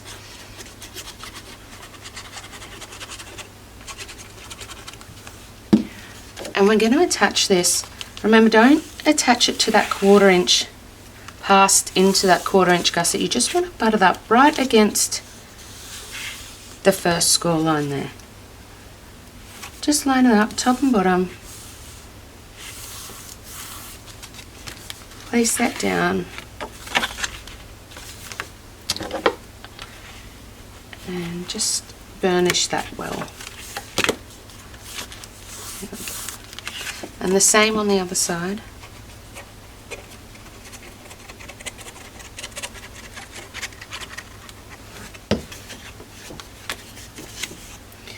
We're just going to line that up with the top, bottom and edge of that, the base page for number 2.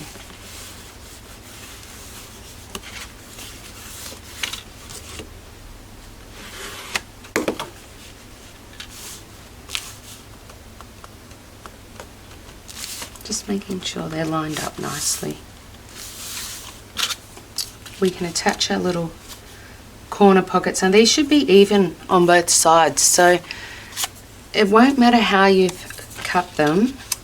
Just don't attach them to the middle. Make sure one of the closed sides of your pocket is against the outside edge and the bottom edge of each page.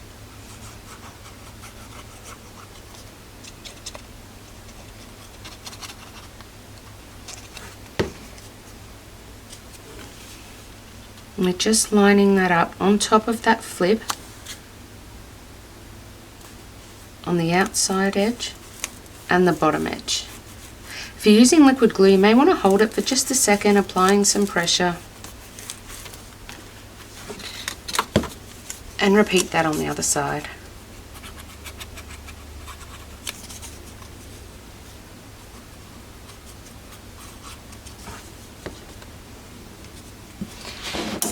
Remember, the closed side of the pockets are on the outer edge and the bottom edge of that front flip. And there will be around about a 1/2 inch gap between the corner of the pocket and where the 2 flips join in the middle. That's correct. Because the way this closure works is we have a large insert, the 5.5 by 7.5, and once that has photo mats, or if you'd like photo mat one side, pattern paper the other, however you like that, that is going to slide down into our pockets. Remember, it's better to do this when it's dry, and that actually holds those flips closed. And then when you go to look through the album, you just pull that insert out and the page will open up. So the pocket on this page is like the previous pages. We just want to miter the corners.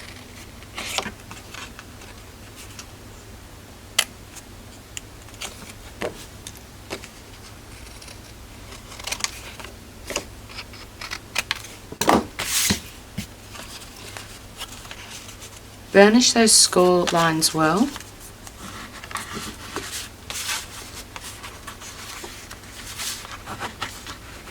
Short sides, and then the bottom piece comes up over the top of those.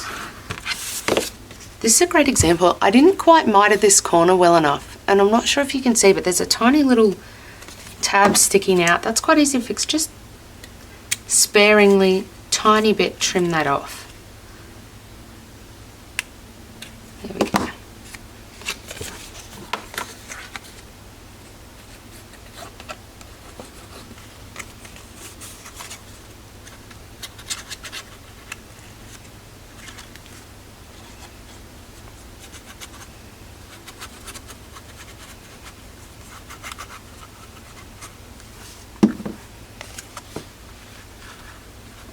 with the two side flips open, I'm just going to place that down. Now, for whatever reason, I think I measured this wrong. Mine is a 1/4 inch over, and that is super easy to fix at this stage.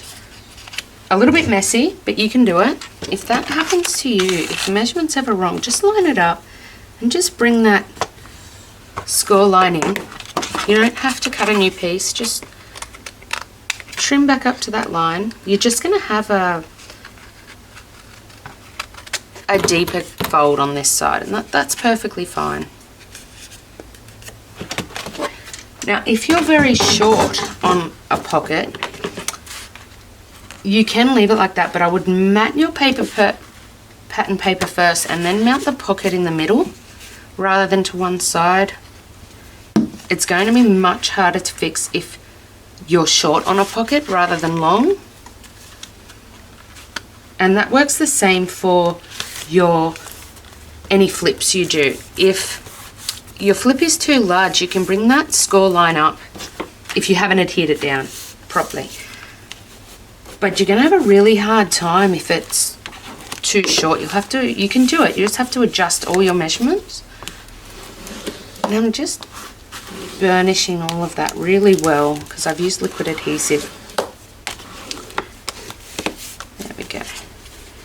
So that is the base construction for this page. Now, I am going to put a booklet in here, and again, you could choose to use your booklet as the closure. So booklet inserts, I find it very easy. So I've got this booklet insert, and if my memory serves, it's 9 inches across by 4 1/4 down. So you want to line them up 9 inches to the top, and half of 9 is 4 1/2. So you just place a score line at 4 1/2 and fold and burnish that well. And what you'll have is a really simple little booklet that's 4 1/4 by 6 1/4 for photo mats. And that will fit perfectly. A 4x6 double matted photo.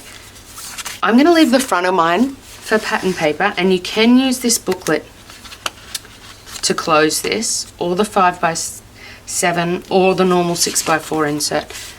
However you'd like. I'm going to leave, I think I might actually use the booklet because I think that looks nice, and we'll still see a lot of pattern paper underneath. So to mat this, I'm just going to mat the two inside photo mats, and the back will be a photo mat, but the front I'm going to leave blank, and I'm going to put pattern paper on mine. But if you'd like to use all 4 spaces for photos, or leave them blank inside for journaling, makes a great little journaling booklet.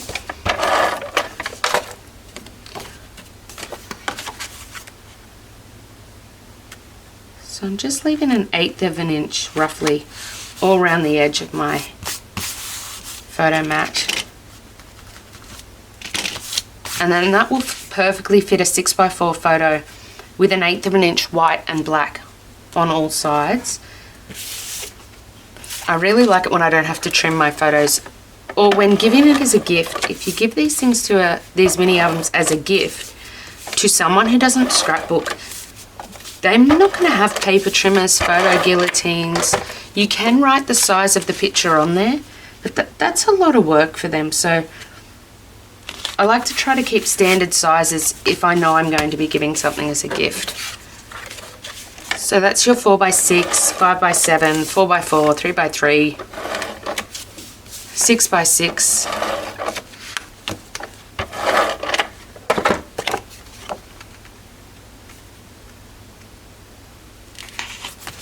Okay. So there's my little booklet. The front is going to have pattern paper. Now inside, I think I'll put my large 5x7 because when it sits in the pocket, I think it's going to look really nice centered. But you can put these any way you want. Now these two, I'm just going to mat one side, and I'll leave the other side for pattern paper because I really want to show off this paper collection. But again, you don't have to do that. You can cut extra photo mats leave it blank. This would look great with gold or silver chalk marker or journaling pen. If you'd like to journal about the photo or where you were or what you were doing. Just going to keep that one in there for safekeeping. And again, I would recommend maybe not insert, if you're using liquid glue, don't insert your photo mats until after your glue is dry, because it may be wet and you might find you have a slight chance of getting an insert stuck. It's no big deal, you can always fix it, just give it a hard tug once it's dry and you might have to redo your insert, that's the only thing. And our booklet for page 2, I'm just going to sit in the front. When this booklet has your photos matted on it, it will be quite thick, but you can fit a lot in these pockets. But again, if you're going to do that, I don't know if you can tell, there's a slight bulging of my page, so I'm going to use my booklet as my closure. And again, if you want to really pack these pockets full, I would recommend putting an 1/8 of an inch gusset on these two side flaps, just like we did on the front. But I'm just going to leave mine as is. I know I'm not going to have too many photos on page 2. Okay, page 3. Okay, page 3 has, again, an inside pocket. And we're going to have 4 flips. And they're sort of going to cascade up the page. So one will be in the top right. Halfway down that way on the left will be one. And then on the right again. And then on the left. I'm going to put my magnetic closure on the top 2 flaps. So, on the flip, sorry. So you want those number 1 flip to end up on the top, with number 2 under that, number 3 under number 2, and number 4 under number 3. And we have to attach these before the pocket, because 3 and 4, if you attach your pocket, you're going to have the flips on top of the pocket, and it's going to look really weird because you're going to see that 1/2 inch hinge. So make sure you attach your flips, then the inside pocket. It sounds complicated, it's very easy. So we're going to put our flips on the scoreboard, and they are going to be 4 3/4 by 4 1/4, and these will fit perfectly 4 by 4 photos. So what I'm going to do is, at 4 3/4 across, I'm just going to score them all at 1/2 inch. Just make sure that's 4 3/4.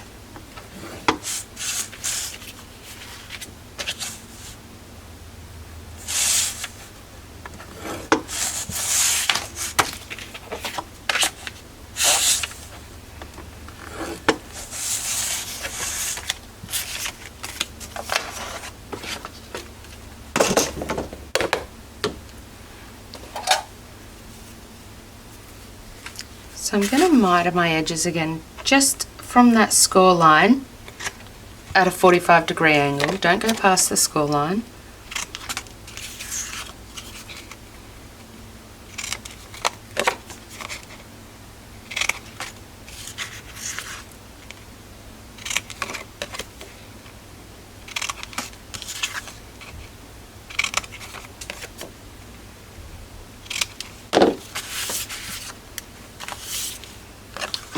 Now I'm going to fold and burnish these really well.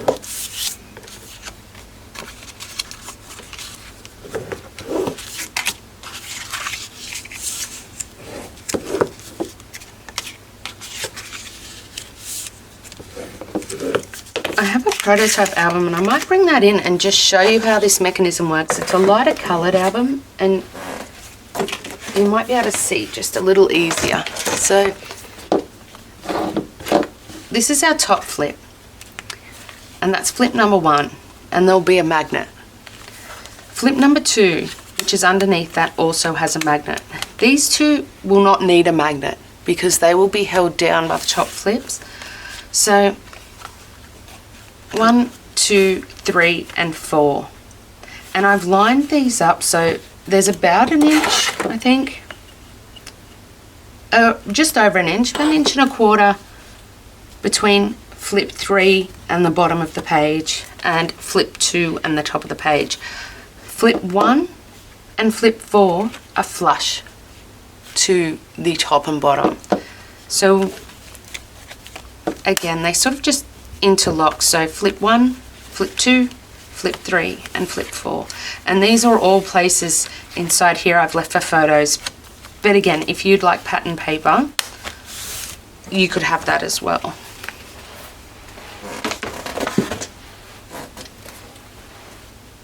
So I'll just bring back our album. And what I'm going to do, I'm going to start with flip 1.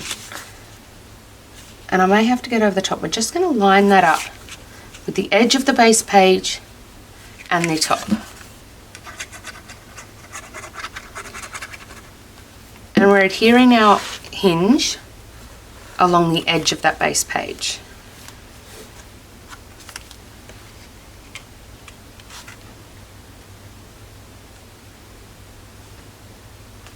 Sorry if my head was in the way there.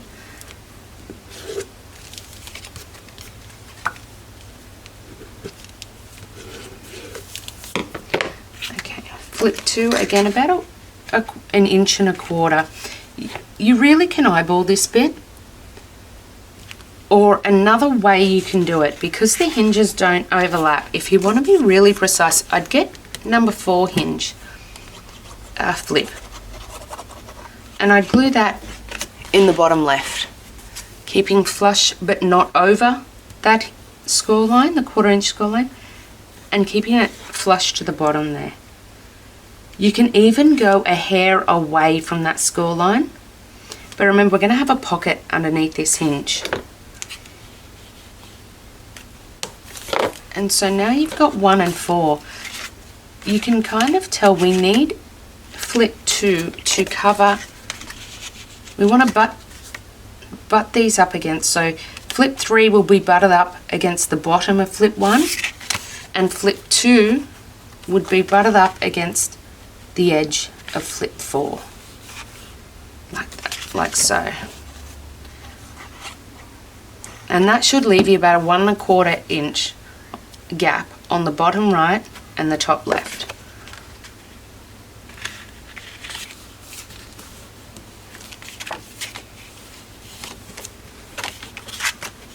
We don't want these overlapping another flip, top or bottom, because you will have a really hard time opening these if that's the case. And you could even damage your flips. So I was slightly close there, which is why I like wet adhesive. I just nudge that down just a titch, just a hair. There we go. So when we close these, 4, 3, 2, and 1, and we're going to place a large magnet here. You want something quite strong. I've lost my magnets. So when I find my magnets, we'll attach one.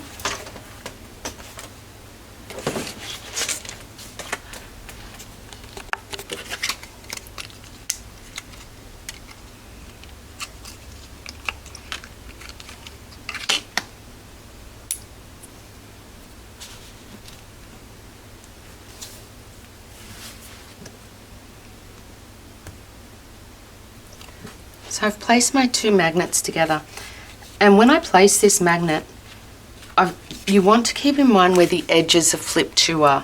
It needs to be in enough that once you place your photo mat or your pattern paper, you're not going to see it. But you also want it low enough that it's really going to hold flip 2 down, because then flip 2 holds down flip 3, which holds down flip 4. So I think I'll aim somewhere about here, press down. I would say that's okay.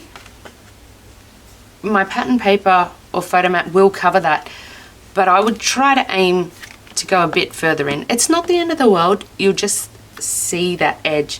Your edge may not adhere, especially if you're using ATG. So I'd recommend putting a dot of wet glue or a piece of score tape. There we go. So our inside pocket is just the same as all our others. Super simple, super easy. We're going to place this at 7 1/4 across the top. We're going to score it 1/2 inch, rotate once, 1/2 inch, rotating in the same direction, and 1/2 inch. And we're just going to mitre, burnish the score lines.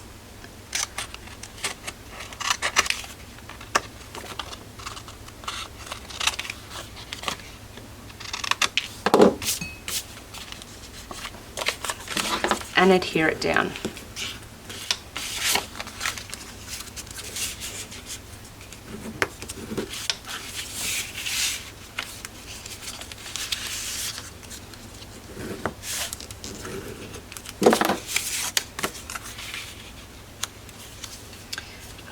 If, with the way you've attached your flips, you really want to nestle this pocket in. So you almost want a hair of space, not even a 1/16 of an inch, just a hair against that score line, not over it.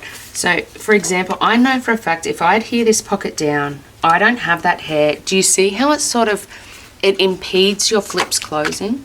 If that happens to you, again, the easiest way to deal with this is to just place it back in your scoreboard.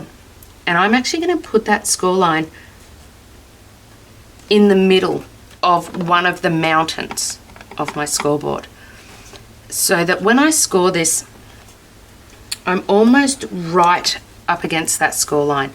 So there is, I'm basically creating a wider score line. There's not even a gap between the two scores. This would just shave down your pocket enough and just give you that extra hair of a space. It's not an 1/8 of an inch. It's barely beside it. So when I place this down now, that flip closes really easily. You may not have to do that depending on how you've trimmed your paper, how you've scored it.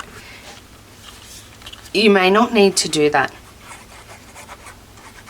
But if you find that do a dry fit, don't put any adhesive down, just place the pocket down and just see how it's fitting in there. If you feel like you are going to have a hard time closing your flips, I would definitely recommend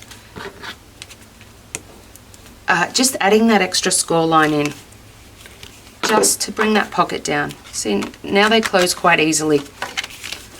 It won't make a difference to your pattern paper matting. It is minute. So 4, 3, 2, 1 and 2 hold the magnet, and that page holds itself together. Super simple. I have 2 inserts for this inside pocket, a 5 1/2 by 7 1/2 and a 6 1/2 by 4 1/2, and I'm only going to mat one side of these. Again, I'm going to put photo mats, and I really should have, for the inside one, placed my photo mat first. It will still work, but now I'm going to have magnet, photo mat, photo, pattern paper on this one, then the magnet. It will still close. We've used the large magnet. They're quite a bit stronger, but I would recommend placing flip one's photo mat first, then your magnet. I just forgot, because I always forget my magnets. And then because I'm trying to remember my magnets, I forget the ones that need to be on top, the photo mat. Because this is quite close, I'm just going to put just a little dab of glue on that.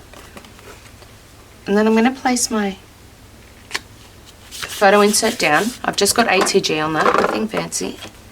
But I am going to sort of squeegee that glue underneath there, and just gently, not enough to make a hole, gently go round that magnet with my bone folder. You won't see that once your photo is matted on there. But what we're doing because it's close to an edge, and this is if you place any of your magnets on any of your mechanisms close to an edge, you want to try to glue that because you will get a gap in the paper with just using ATG. Sometimes I find it separates because the magnet is pushing that paper up. So by just using that wet glue, which softens those fibers, and just going around with your bone folder, you're going to have a nice smooth edge. Now when your photo is matted on this, you will not see the lump you can see on the mat. So I'm just going to mat the inside of my flips. I'm going to put pattern paper on the outside, and again you can use wet glue, ATG, score tape, glue stick, whatever adhesive you like. I find ATG works great for photo mats and pattern paper.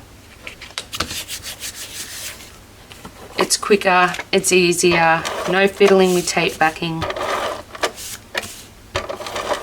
But again, I would definitely not recommend this tape for pockets, flips, base pages, any sort of mechanism that's going to have a lot of pressure on it. I really don't think it works well for that. And I've even had off-brand ATG tape refills yellow, even though they said they were acid free. I've had them almost like they dry out and lift. It's very weird, but anyway, we'll just get those in. Now I have my two big inserts. I'm going to place pattern paper on one side of mine, but you absolutely can make these double-sided for photos. Leave one side blank and use it for journaling. Completely up to you. But again, these inserts will require, with the way I've indicated in the cut list, will require no trimming of your photographs.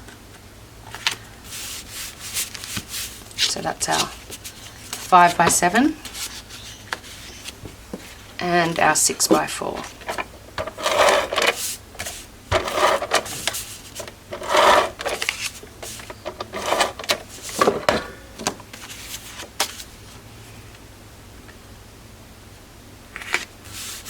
And that is all for the construction of page 3.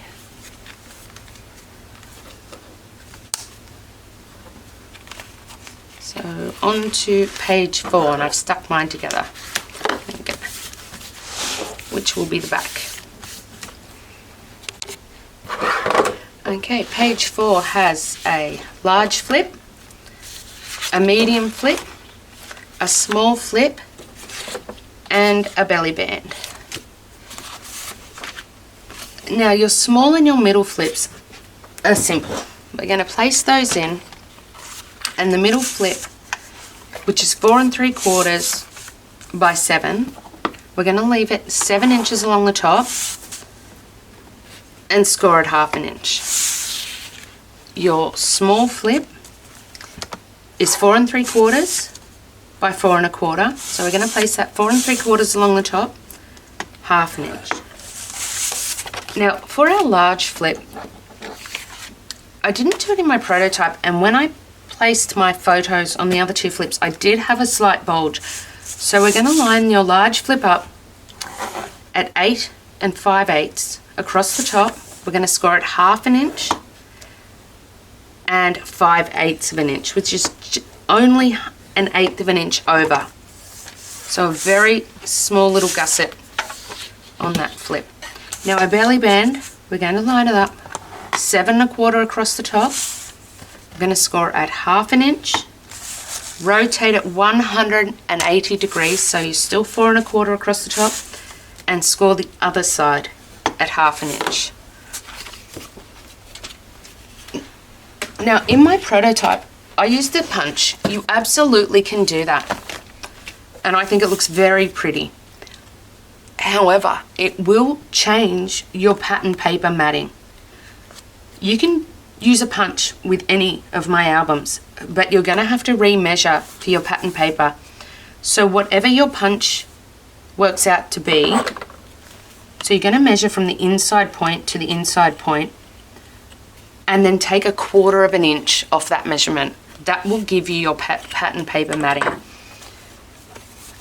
And the way this page is going to work, we're going to have a large flip, and just the very edge, which we'll measure once it's on, is going to tuck into the belly band down the bottom.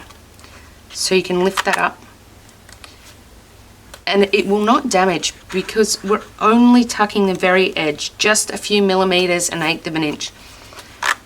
So this flips up, and underneath this you have your medium mat and then your small flip. You could also place inserts in here with this belly band, but keep in mind the bottom is not closed. So things, if you're carrying this album or flipping it around, I'm not sure, things may fall out the bottom, but that belly band is fairly tight, so you should be okay. So it's going to go small, medium, large, and to close the page, the large just tucks in. So the way we're going to assemble this, we're going to attach the large flip first. So we're going to miter only up to the first 1/2 an inch score line. Do not cut into the 1/8 of an inch gusset space, just to that first score line. And we're just going to fold these 2 score lines, burnish them well,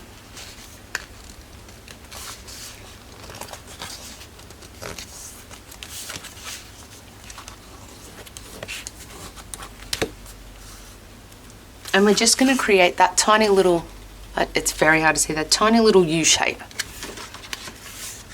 And so when our medium and small flips are nestled inside there, once they're matted with pattern paper and photo mats, this is not going to bulge up and look funny. So that's the only reason I do that. You can skip that step, but it will change how we mat our pattern paper. So I'm just going to line this up roughly in the center.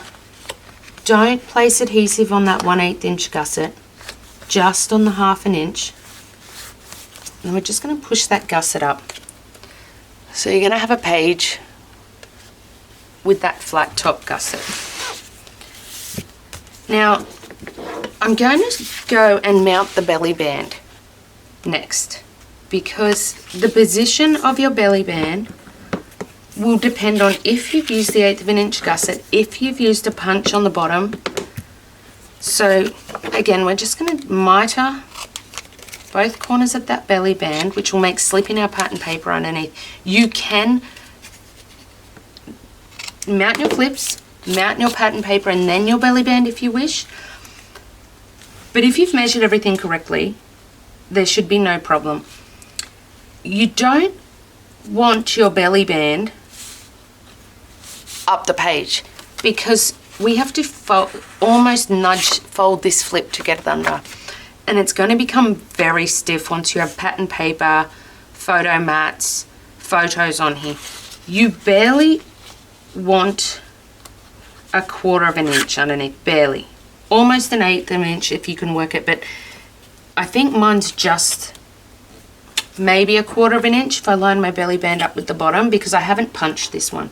Okay, so there's about a 1/4 of an inch there from the top of my belly band above the end of the flip. I know it's very hard to see with black cardstock.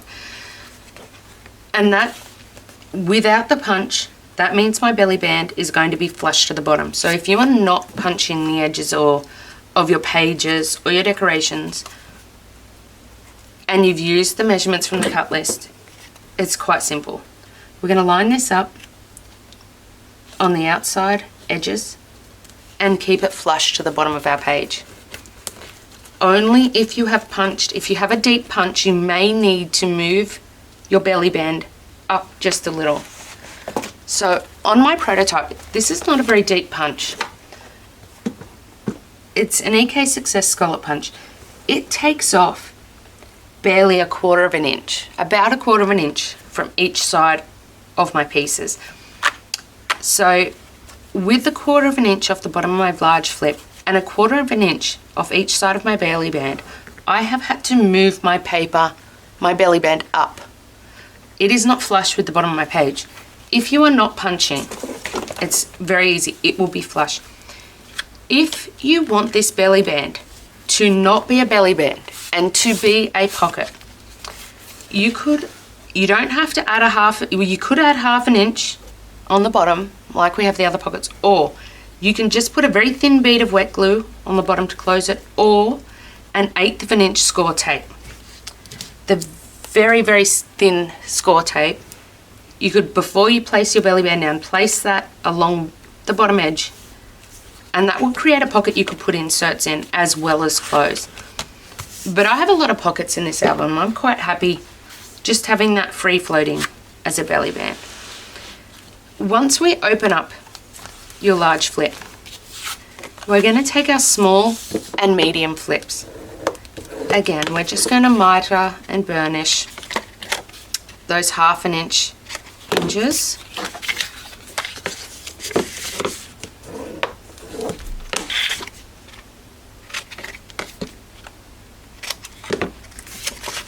And we're going to attach them. The way I like to do it is large, then your medium.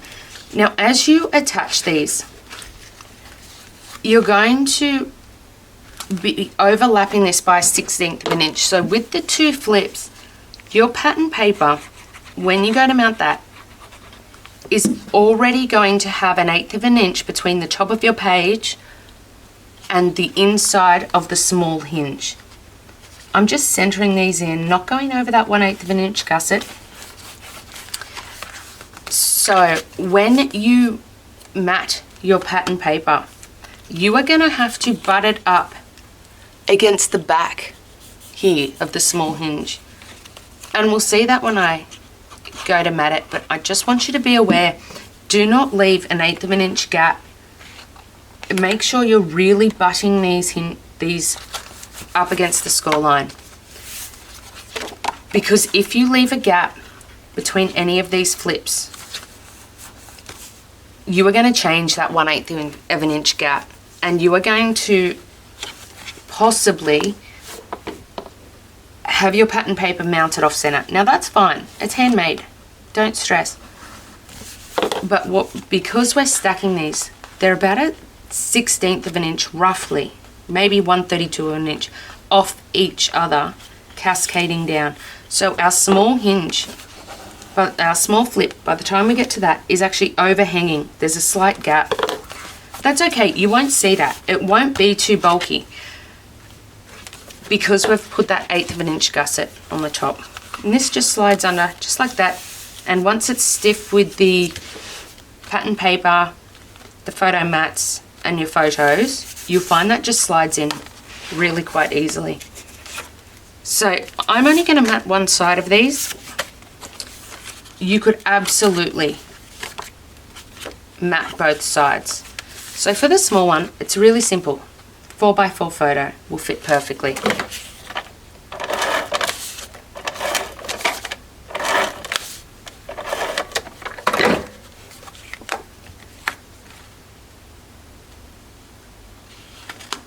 There we go. And I'll place a pattern paper or a fussy cut here. Now your medium flip, I'm fairly certain, is a 6x4. That will perfectly fit a 6x4. But what I am going to add to mine, now I've left an extra 1/2 an inch on the sides and 1/8 of an inch on the top, because I know the decoration I'm going to place on here. If you want it to perfectly fit a 6x4 photo, you will need to trim down your medium mat, the width of it, by 1/2 an inch. But I'm going to put decoration on mine, so I'm not going to do that. And I also know the piece of pattern paper I want for the top, I needed that extra width. You don't have to do that in yours. If it's going to annoy you, your OCD kicks in, and you don't like your photo off center, don't do it. Cut the horizontal measurement down 1/2 an inch and the top down 1/4. That's all you need to do. For my large photo mat, I've got here a 4 3/4 by 4 3/4. I am going to place a 4 1/2 by 4 1/2 trimmed photo. Again, do this to suit your photos. You can place it at the bottom, you can place it at the top. I think I would like mine at the bottom of that flip, and I'm going to have decorative paper on the top. But again, this is your album. You place your photos the way you want them. You just have to adjust things. If it's too much to adjust things, you can just leave it the way it is. It's up to you. I have my photos so the middle one is off center. That might really annoy some people. So again, just adjust that middle flip, center it back in, and these two photo mats will actually align. They're the same width. Your large will not, because your large is 4 3/4 by 4 3/4. Again, if you want to do a 4 by 4 here, or a 4 1/4 by 6 1/4, you can paper piece some scraps of pattern paper and center that photo in. But again, it's up to you. Make your album your own. That's the only advice I have for that part. Okay, so we're going to go on to page 5.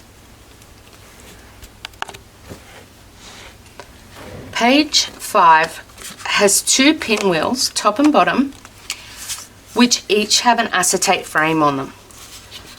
So you'll have 2 pinwheel flips on the top, 2 on the bottom.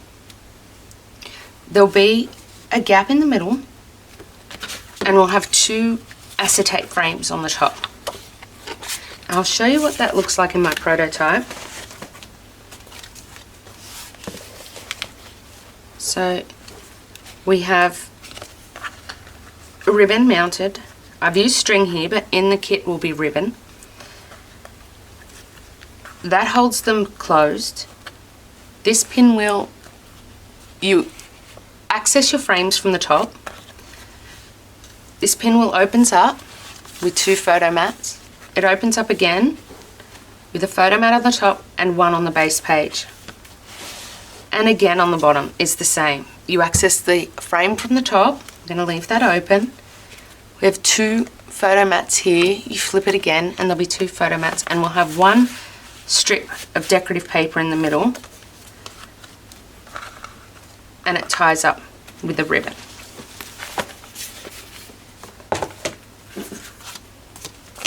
So to prepare these pieces, what we're going to do is take our pinwheels. They are super easy. They're only a 1/2 inch score.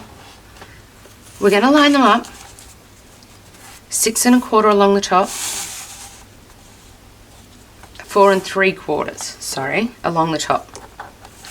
We're going to score 1/2 inch down that 6 3/4 side. And we're just going to repeat that for all our pieces. We're placing that 1/2 inch score line lengthways down the long side of our pinwheels.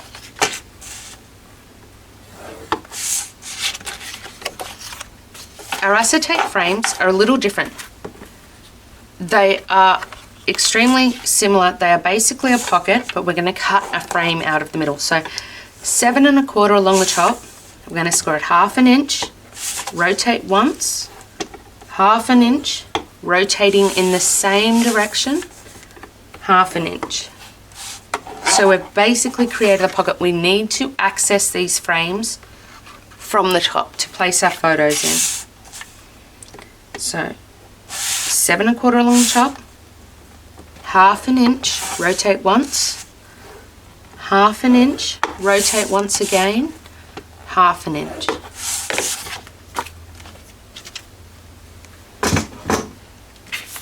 Unlike a waterfall, I am going to miter my pinwheels. Your photo mats are going to cover the previous 1/2 inch hinge.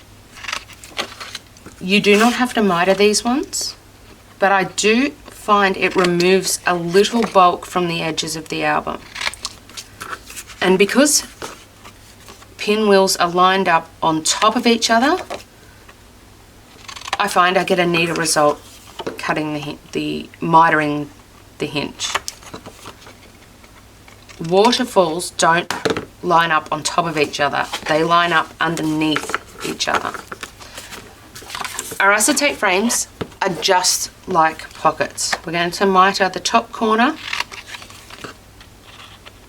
and the two bottom corners, cutting out that square.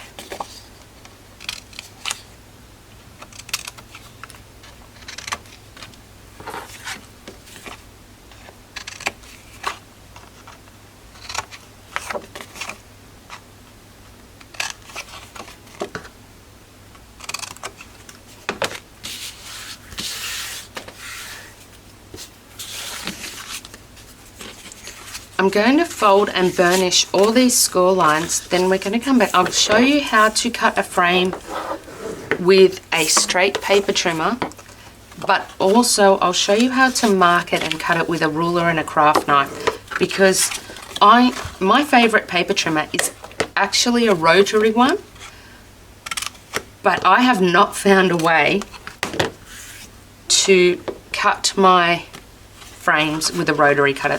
There's no way I can do that. So if you could do it, I'd love to see and maybe learn something new, but I haven't figured out a way how to do that yet. The easiest way, honestly, is on your straight paper trimmer, but I find it's not as neat as cutting it with a sharp craft knife and marking those out with a ruler.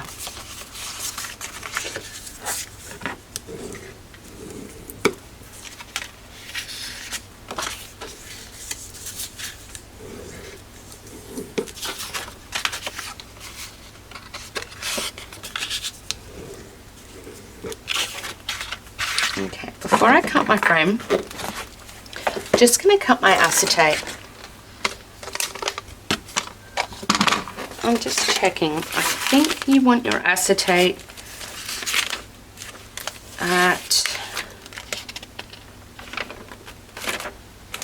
6x4 would be perfect. So I've put in thick acetate in the kit, but I'm trying to use up my stash, and I have this really thin acetate. I don't like it as much, but that's what I'm working with today because I'm trying to use it up.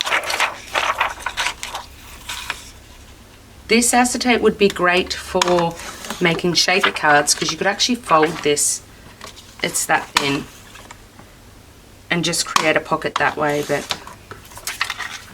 for today, I want to get rid of it. I have 800 sheets. Okay. So if I take one of our acetate frames, I've folded and burnished it all in. Now on a trimmer, how I'm going to do this is, I'm just making sure you can see the bottom of my trimmer. Just one second. Just have to move my tools.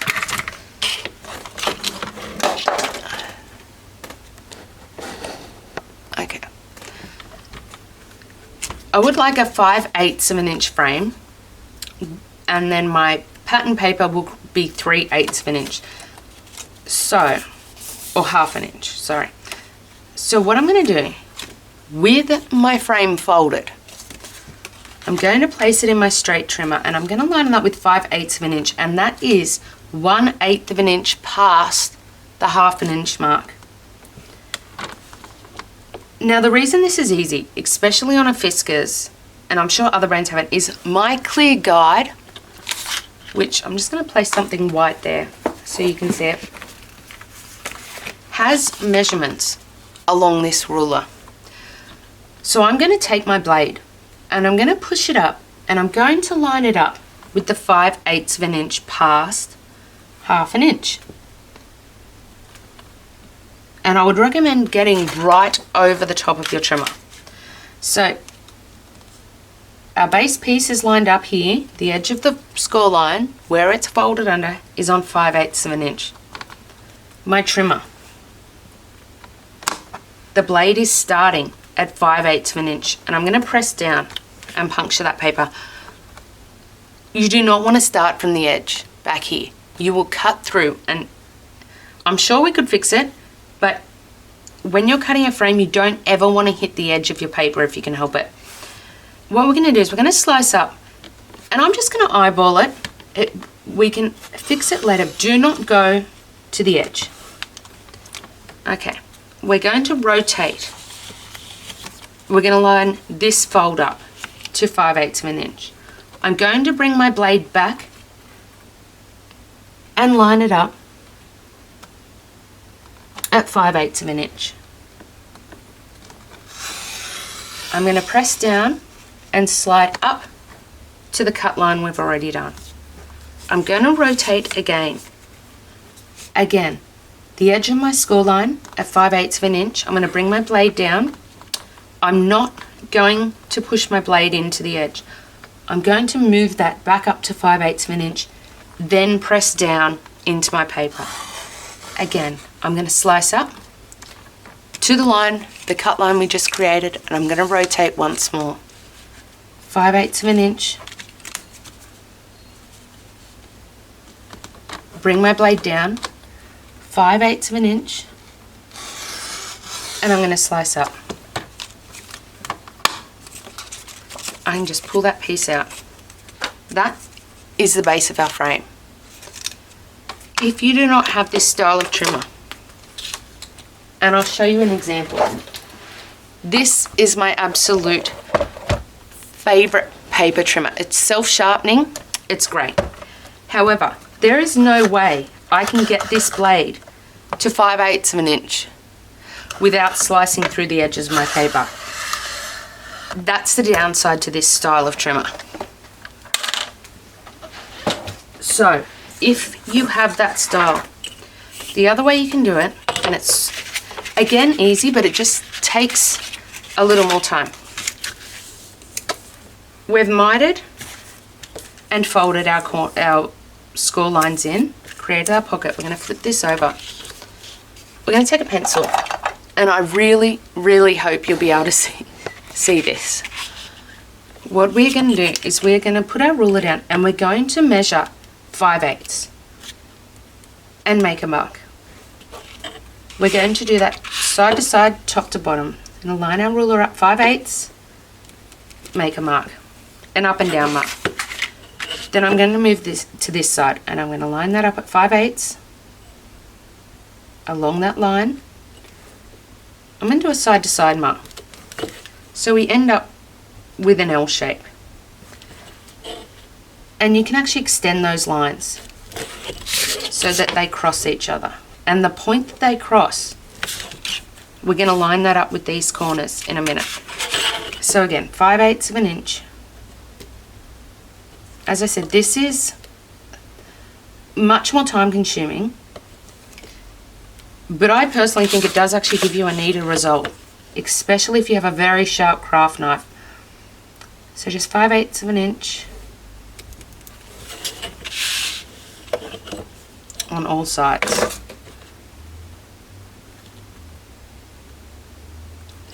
And again, I'd get right over the top of your ruler. It's hard for me to do filming because my head will be in the way. But at home, get right over the top and make sure that that edge is on that 5/8 of an inch.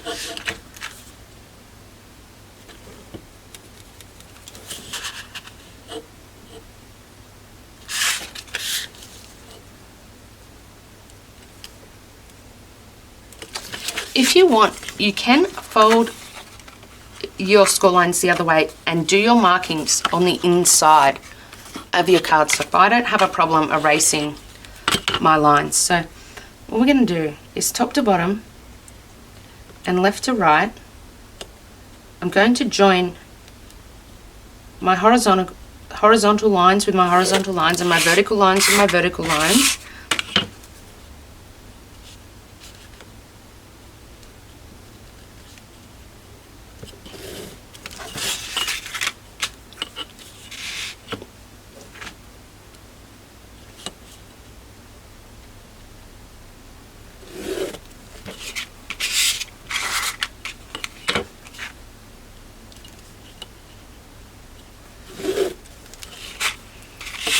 like so. And now we have marked out our frame. I'm not sure. So I'm going to take my craft knife and I'm going to place a new blade in. I want the blade on my craft knife, it needs to be sharp to do this step. You will get those little fuzzies otherwise. It's really the best advice to get a clean frame is place a new blade in your craft knife. Okay, and again, try to get over the top of your work. Really line that up. I do love this ruler. It's got all my measurements in centimeters and inches, all the way down to 1/16 of an inch. It's got a cork back. It's the Victor 12-inch easy read ruler. It is great. I do also recommend when you're cutting frames, you do not want this to slip. I think it's We Are Memory Keepers, and they have a ruler that is metal edged, which is great for your craft knife, and they have a little rubber grippy. When you place your ruler down and you put pressure on this white bar, I'm not sure if you can tell, that rubber grippy pops out and holds your paper down. The issue with this ruler is if you're right-handed and I'm lining up on this outer edge, this is not really held down. That rubber grippy is on my craft mat. It just means you may have to swap sides. I don't like doing that with the craft knife. I'm right-handed and I would have to then try to hold and cut or cut sideways, horizontally. I'm not going to get as nice a cut. So the Victor, the cork comes all the way to the edge. If you just have a plain metal ruler, you can absolutely just put a lot of pressure on it.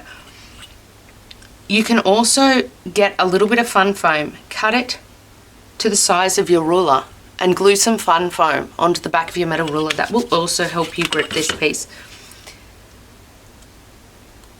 I'm going to place my scalpel, my craft knife, in the top corner. I'm going to butt my ruler up against that blade and making sure to keep on that line, top and bottom. And as I said, get right over your work. I can't really do that, so let's hope for the best here. Do not cut to the edge of your paper.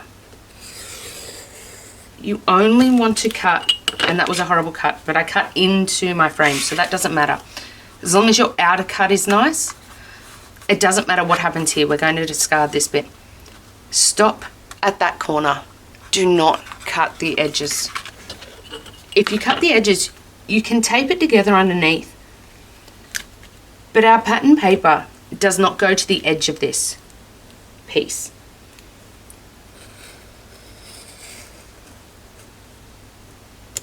So you will see that cut on either side.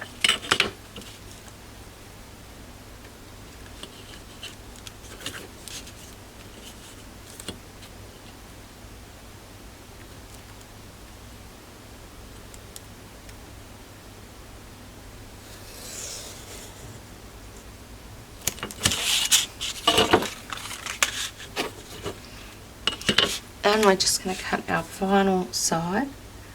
This method is slower, but I also find you can be much more precise.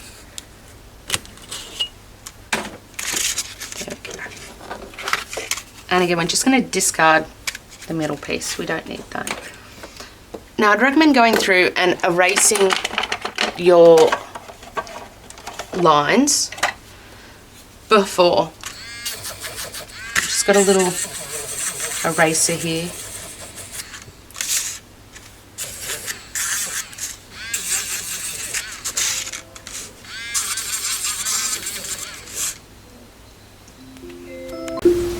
Bomb.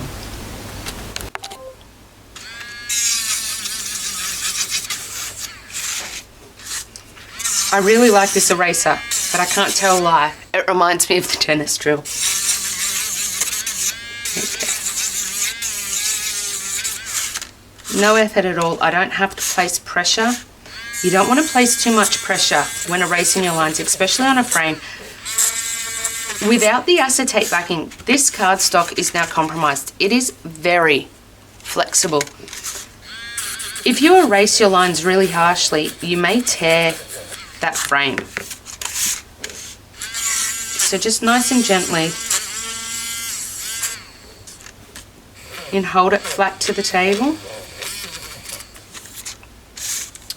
Will also help you not bend or tear that frame.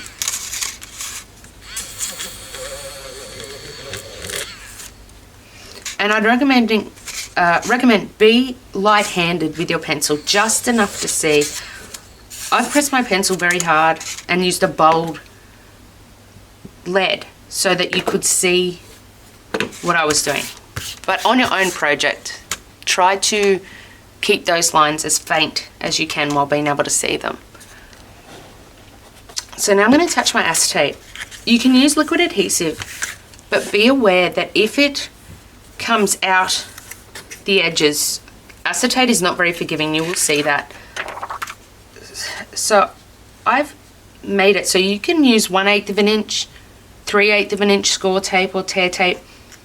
You can use 1/2 an inch, but you're going to be close, so you'd have to be very precise with how you place that down. I'm just going to use my 1/8 of an inch, nice and thin. I'm going to place that just inside. This is the inside of our frame.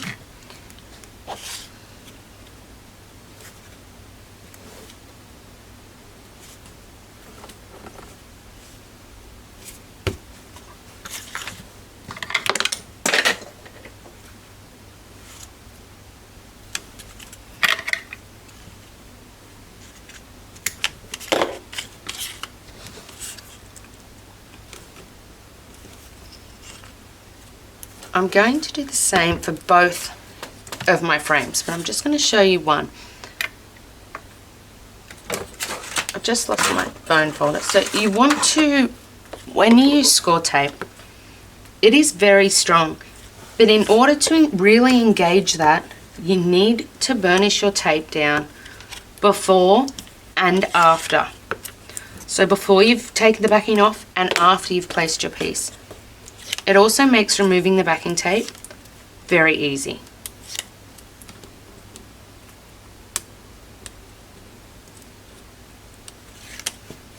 Okay. I'm going to take my acetate. I'm just going to center it inside those score lines, like so, and I'm just going to burnish that tape. Burnish again. The acetate to the tape so we get nice adhesion there. And it almost, I don't know if you can tell, it almost changes colour. Where you haven't burnished, there's small amounts of air between the tape and your acetate, and I hope you can see it. The tape up here looks white almost. Where I've burnished, it's black. I can see the cardstock underneath. It's a darker, sort of shiny colour. So where that was sort of white, you can see that. That is great adhesion. That acetate is not going to lift off over time.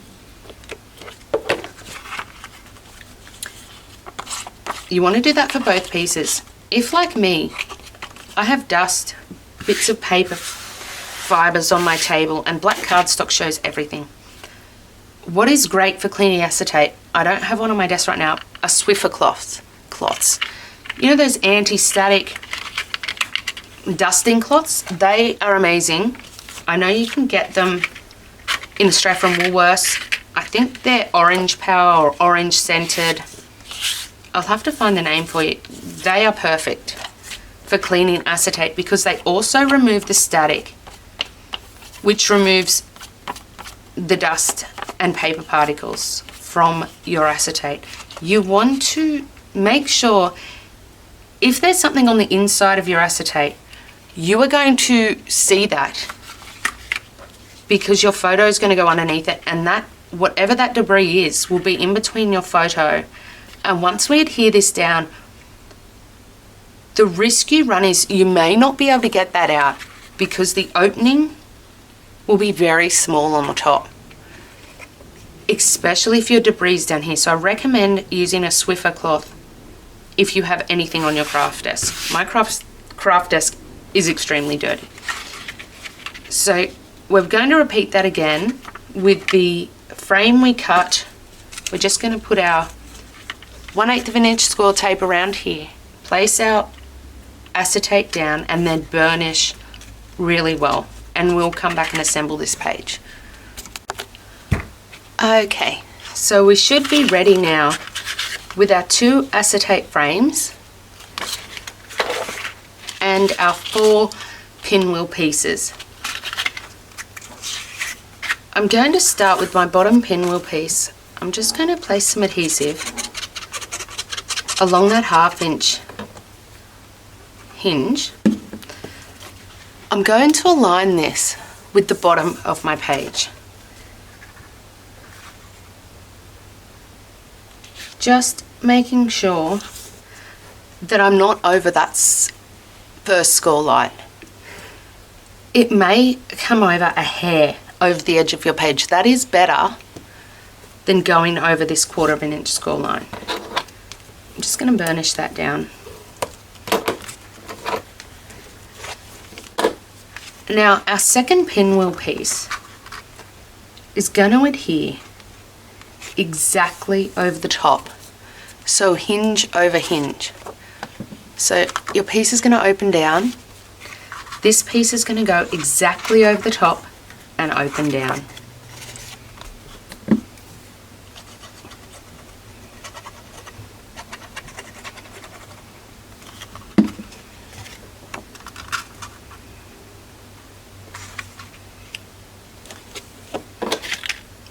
I'm just going to burnish that down. And on the inside, I'm going to scrape away any glue. And what we will do is adhere our acetate frame on top of this piece.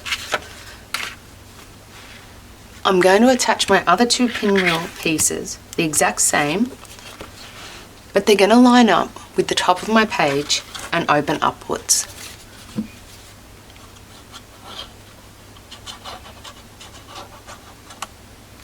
Okay. As I said, I'm just going to make sure I'm not touching, not over the top of that score line. I'm just going to get my head over the top, sorry. I'm just going to make sure that that's aligned. Open that up and burnish that piece down. And again, my second pinwheel flip for the top is going to adhere directly on top of that piece, with my hinge at the top and the flip opening upwards.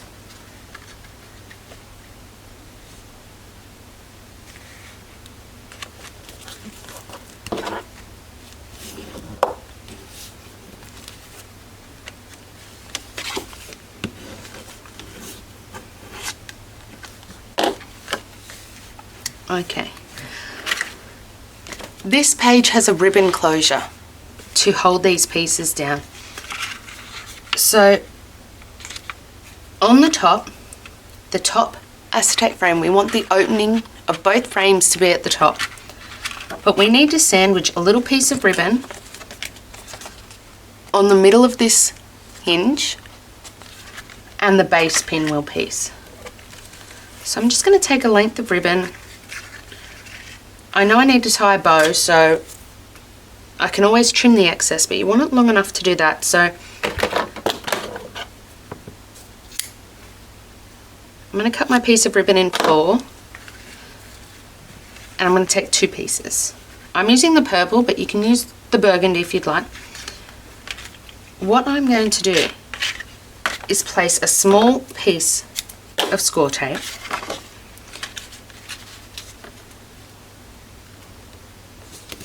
roughly in the center of this piece and roughly in the center down the bottom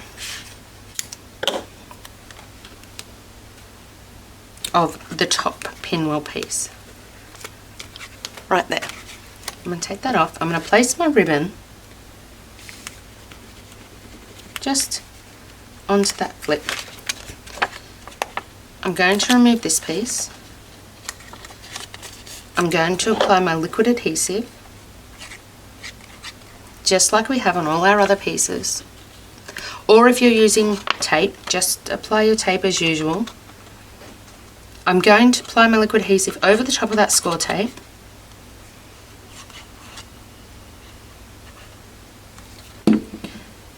With my opening at the top, I'm going to lay this piece down exactly lined up on the top of that flip, just like we have the other pinwheel pieces, and I'm going to adhere that down.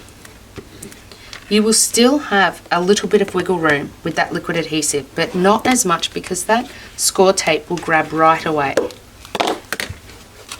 Just really adhere that ribbon in well.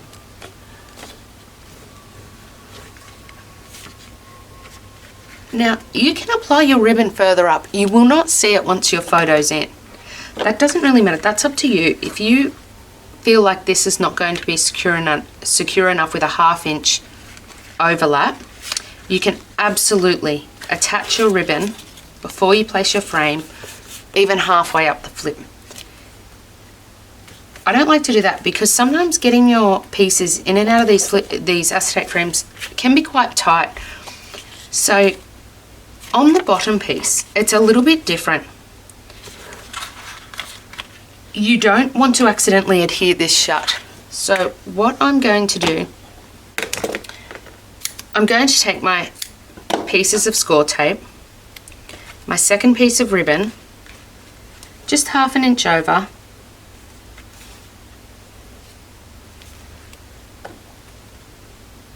I'm going to take quite a small piece, I'm going to attach it to the end of my ribbon, peel that off. I'm going to place my ribbon down. I've done one off center, that doesn't matter. I'm just going to line it up, eyeballed. Then I'm going to take another piece of score tape and I'm going to place it over the top of this ribbon, but I'm not going to remove this piece of backing. I'm going to leave that on. If you remove this piece of backing, it will be sticky. When you place your acetate frame on, your frame will stick closed because our opening will be at the top. So I'm just going to leave that score tape there. You won't see it. You can use normal sticky tape. Score tape is quite strong. You could use liquid adhesive and wait for it to dry. That's another option. But I'm impatient, so I like it to be quick. I'm just going to apply my adhesive on my frame, just like the other one. I'm going to make sure the opening is at the top. I'm just going to line it up with this pinwheel like I have all the other pieces. Take your time, wiggle it about.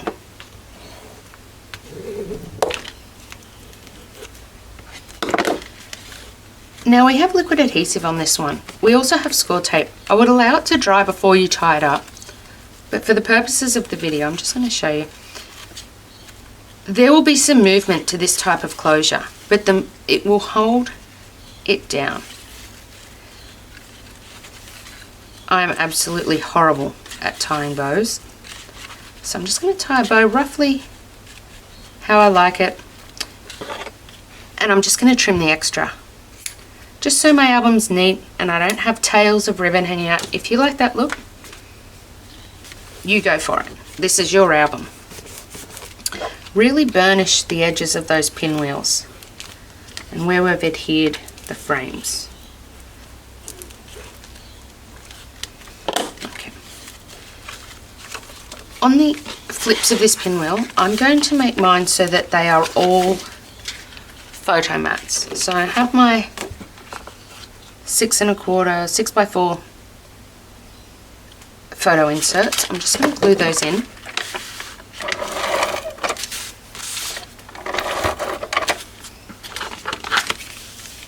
And page 5 really is complete except for our pattern paper.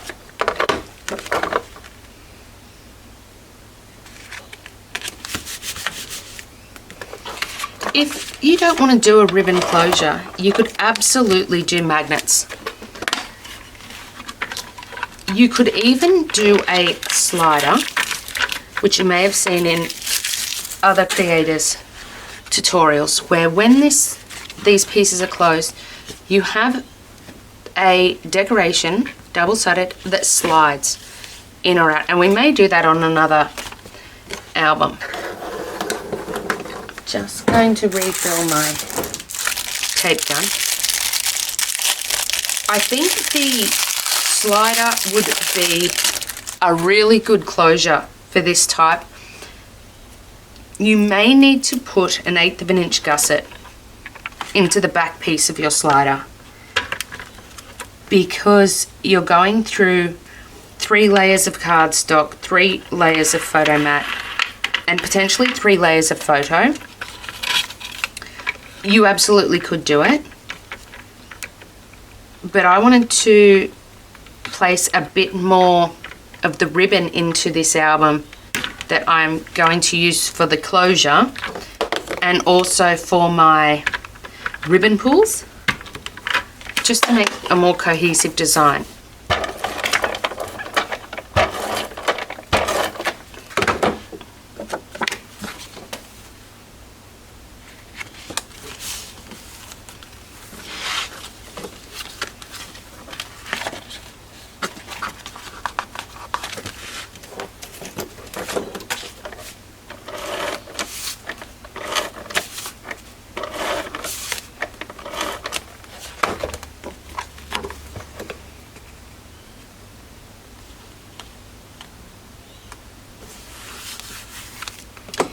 When I place my base mat, this is my base page here, it's tempting to just plop it down, but you want to leave that 1/8 gap from the top of that score line. That's where you want to place the top of your mat. And try as best you can, if you're using that score line, what it will give you is the placement, so you don't have to worry about the edges. So I just go up to that score line, I bring it back, eyeballing an 1/8 of an inch, and I place my mat down. And close that side up. And I'm just going to mat the bottom pinwheels the exact same way.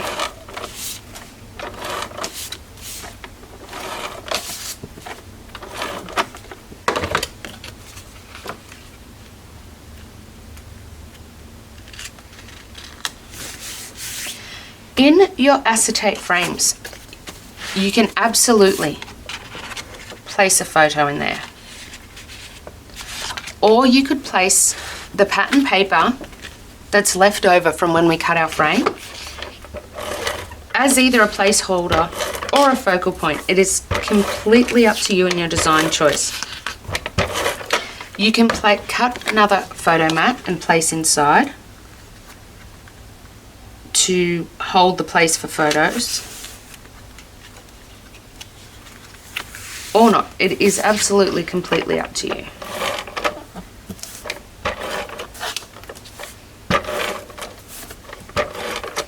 The benefits of using a photo mat inside your acetate frame is you can mount photos to the front side and the back.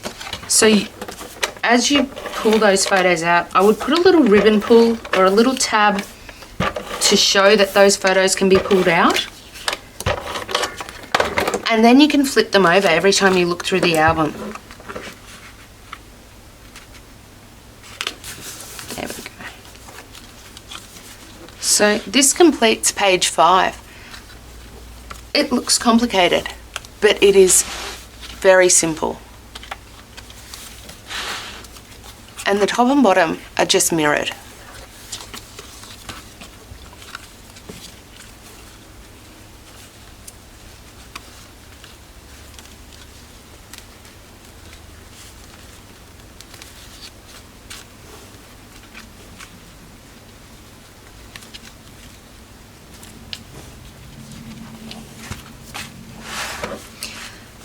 We haven't done our pattern paper yet, but you can tell this album is laying fairly flat. With that 1/4 of an inch gusset here, it just allows those pages to move and slide a little.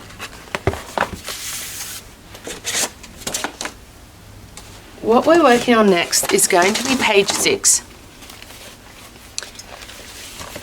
If I show you our prototype album,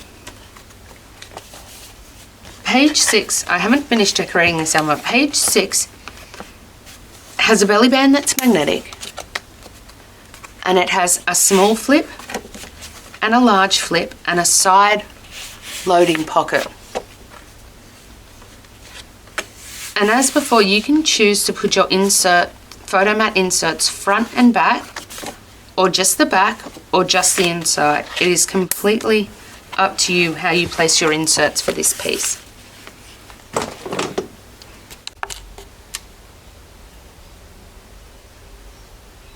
Okay, page 6. I've got the large flip. I'm lining that up 5 7/8 across the top, and I'm going to score that at 1/2 inch. The small flip is 4 3/4 at the top, scored again at 1/2 inch. This page also has a belly band, and place that 4 1/2 along the top and score at 1/2 inch.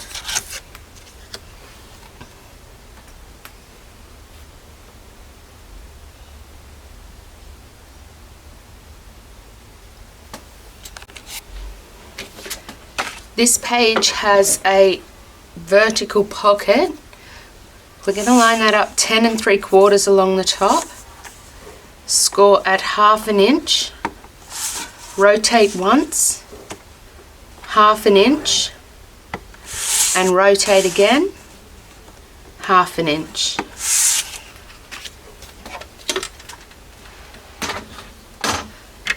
All of these pieces need to be mitered, so we're just going to trim from that score line, not past it, to the edge of the paper.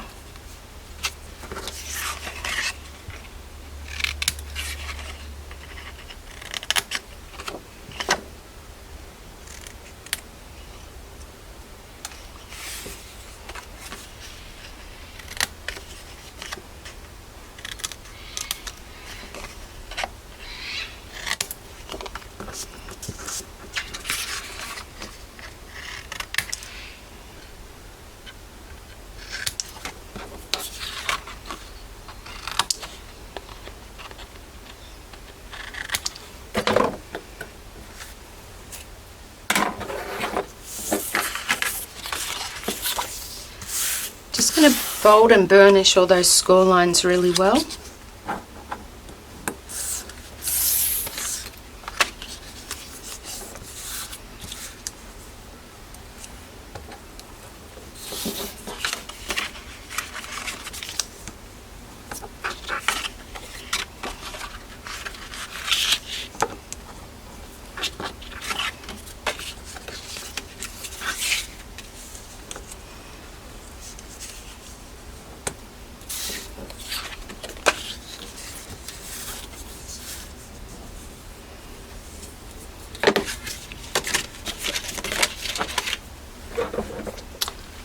I'm going to place, this is page 6, just behind the acetate page with the pinwheel. You can measure this to get it dead center. I'm just going to eyeball it, and you want to place your belly band first, then your pocket.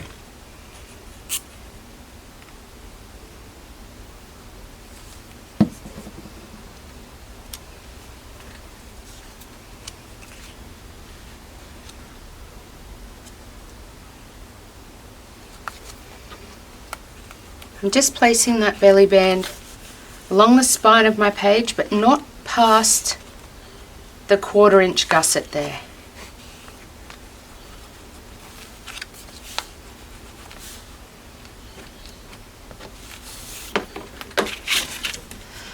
Then I'm going to take the vertical pocket, and that is going to lay with the belly band in the open position along that score line.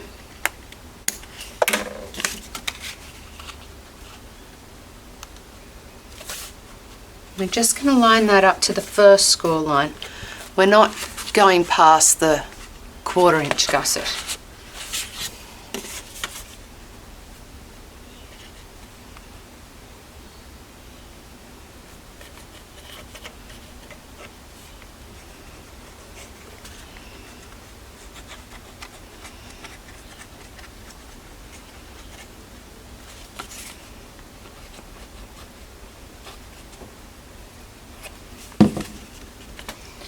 Again, just a reminder that belly band is in the open position.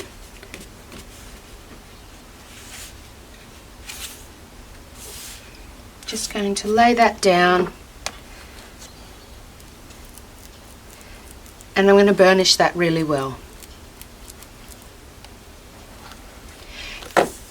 If you want to, you can place the pocket along the outside edge.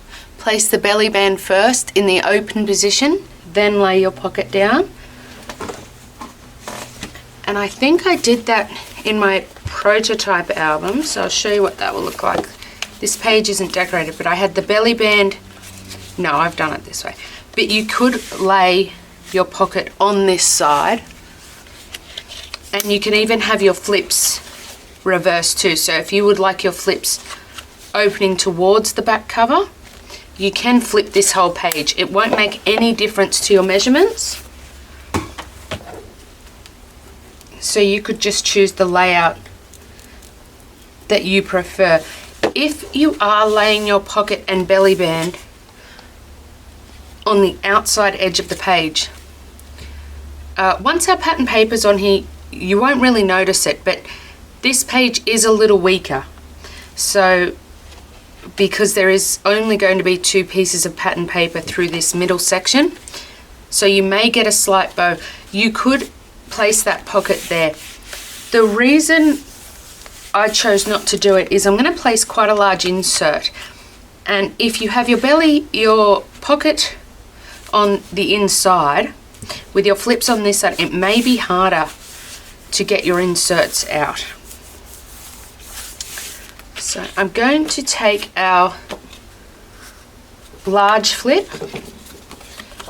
That's very important. Do your large flip first. I'm just going to eyeball that again, top and bottom. Get right over your work if you want to be a little bit more accurate, so you're looking straight down. And we're not going to go past the outside edge.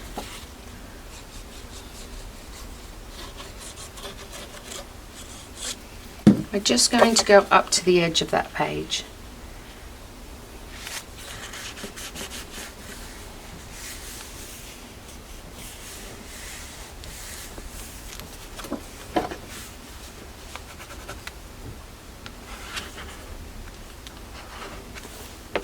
Now with my small flip, I'm going to eyeball the center of my large flip, and with the flip in the open position, I'm going to place my hinge, 1/2 inch hinge, on top of the 1/2 inch hinge of the large flip.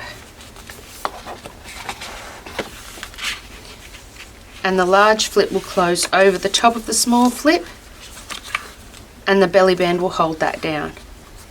If your belly band bows, once you have this all matted up, you can, before you glue it down, if you would like it to lay really flat, I would add a 1/8 of an inch gusset and take 1/8 of an inch off your pattern paper measurement, your horizontal measurement.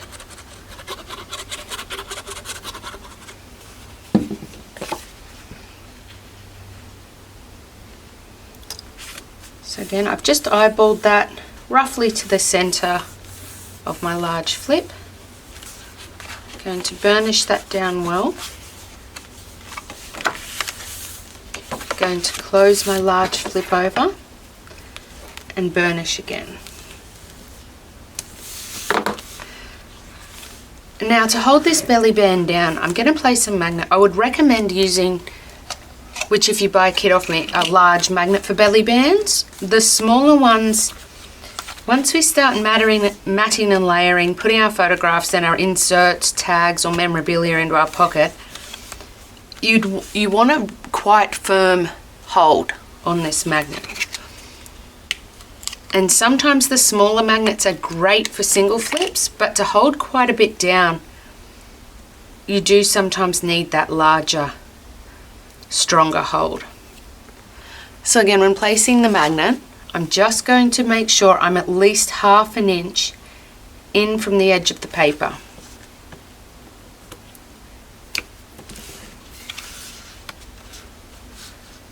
I'm going to close that over, and that is page 6 complete. So we have our belly band, our large flip, our small flip and our pocket. I am going to put photo mats on the inside of my large and small flip. You could do photo mats front and back of the small flip if you want. So I have my large insert, which will give me an 1/8 of an inch border all the way around.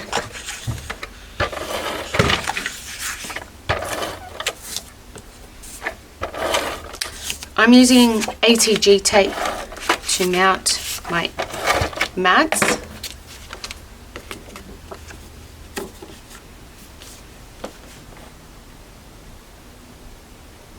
But any tape will work.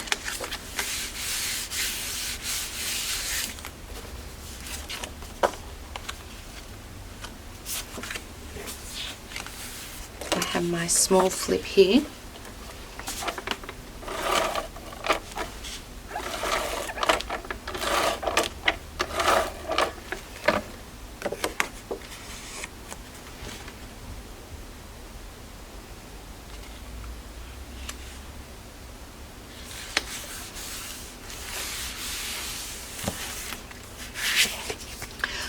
I have 2 inserts for page 6, 5.5 by 7.5 and 4.5 by 6.5.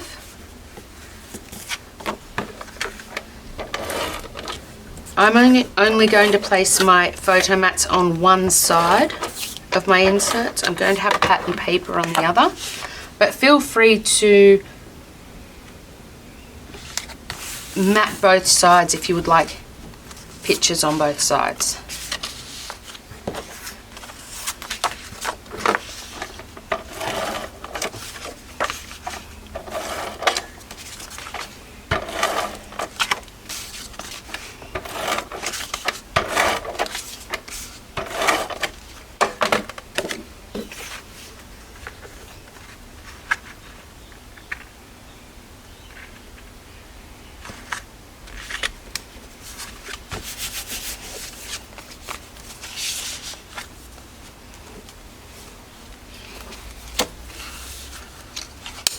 Okay, we're going to work on the back inside cover, which will be a waterfall. Okay, I've got our belly band for our back inside cover. I'm lining it up at 4.5. I'm going to score that at 1/2 inch and 5/8 of an inch, which is 1/8 over from the 1/2 inch. So we'll have 2 score lines beside each other.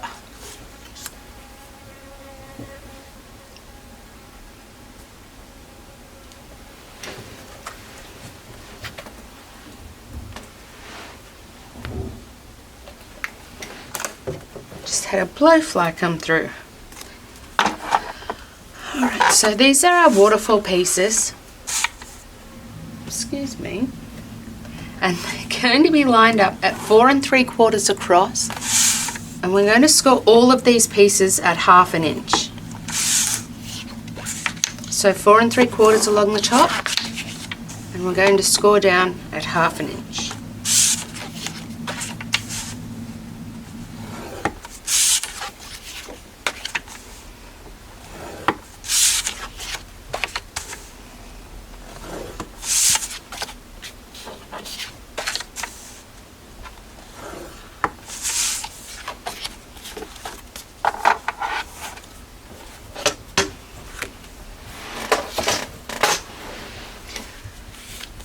Now we're not going to mitre the waterfall pieces, so all you have to do is just fold and burnish well on the score lines, but we will mitre the belly band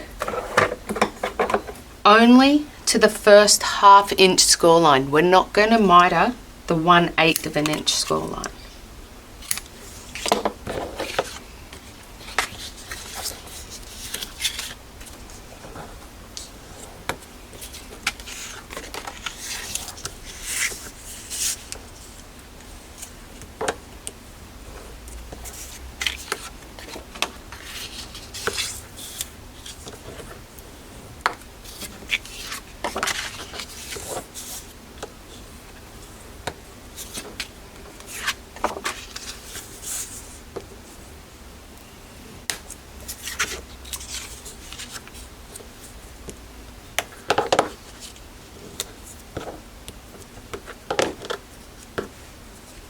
And we have a little 1/8 of an inch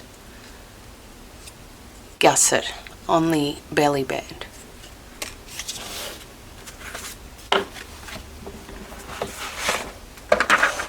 So the back inside cover needs, because our belly band is going across the page, we need a mat.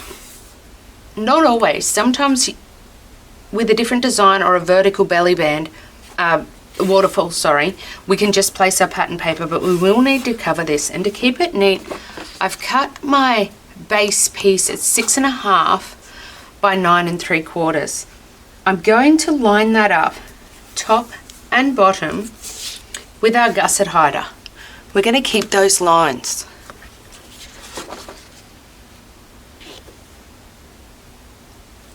Now I'm going to stop about 1/8 of an inch before the spine, just to keep it even. But depending on how you've covered your book, you may want to go more towards the outside edge or more towards the spine.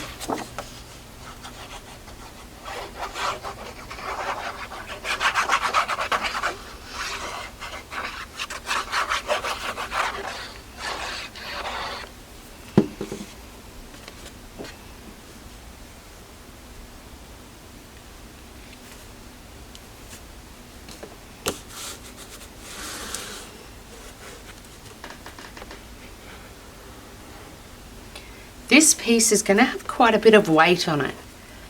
I would recommend not using ATG tape for this specific base piece.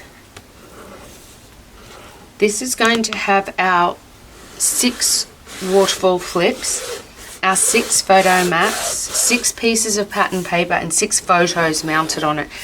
You really want some good adhesion through the middle here. And if you're not careful, I find ATG tape is not very strong. It may lift or lose its grip over time. I really would recommend wet glue for this step, or a very strong tape like a red line or a score tape. Okay. If I bring in my prototype album,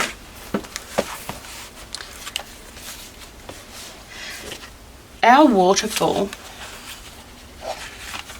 goes all the way from this edge perfectly to our inside spine. So you can really choose how you would like to line yours up. You can place your base flip first, lining it up to the edge of your book, or you may prefer to place your top flip first. Either way, now I have my belly bands going in the same direction on these 2 pages. If you'd like a different look and you haven't flipped this page, you can flip this belly band and the waterfalls the other way. It's completely up to you in the design. I think I'll just leave it how I had it, and I'm just going to eyeball the center of my page. With eyeballing it, it will change the base pieces of your pattern paper. If you put your waterfall flips higher or lower on the page, your 2 pattern paper strips that we're going to place top and bottom may be different widths. So that's really a custom measurement. I wouldn't go off the cut list. I would measure, and when we get to doing the pattern paper, I will show you on camera how to measure your piece. So I'm just going to eyeball the center of mine. I'm only going to place glue on my 1/2 inch hinge, not my 1/8 of an inch gusset. I'm actually going to fold that gusset flat for now, and just lining up the edge, the first score line of my 1/2 inch hinge. I'm just going to eyeball somewhere in the middle of the page, roughly lined up with my other belly band. And I'm going to place that down. I am placing this nearly completely to the edge of my book cover. There's maybe a hair, a hair of space there, a 1/16 or a 32 of an inch. Really nothing, but just enough that it's not protruding over the edge of my cover. I'm going to work from the bottom back because I don't mind if there's a gap here, but I don't want to start here and have my final flip be over the edge of my cover and I will be unable to shut my belly band. Again, very simply, I'm going to place adhesive on my 1/2 inch unmitered hinge. I'm going to line up the unglued side with that first 1/8 of an inch hinge on my belly band. I'm eyeballing it in the center, top and bottom. It may even help to push that belly band flat just to make sure. Then I'm just going to let my piece fall and I'm going to burnish that down.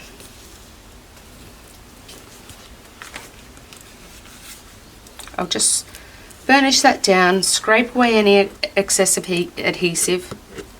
This glue dries clear. I've never really had a problem. Then I'm going to close that flip over, again burnish well. I'm going to pick up my next waterfall flap. I'm going to place my adhesive, and this time, using the edge of this 1/2 inch hinge, I'm going to butt it up against this one while lining up the top and bottom. Just going to line that flip up, keeping it straight along the top and the bottom. I'm butting that hinge up so when I open my flip, you can see there's no room there. It's created a nice flush seam. I'll just burnish that down. Again, get right over the top of your work. It's a little bit harder when filming, and the trick with waterfalls is, depending on how you've scored it, you may have a little gap top or bottom. It is better to have that gap on the inside and to really try to line up the two edges of the flip, in this case the top and the bottom. It's going to give you a much neater finish.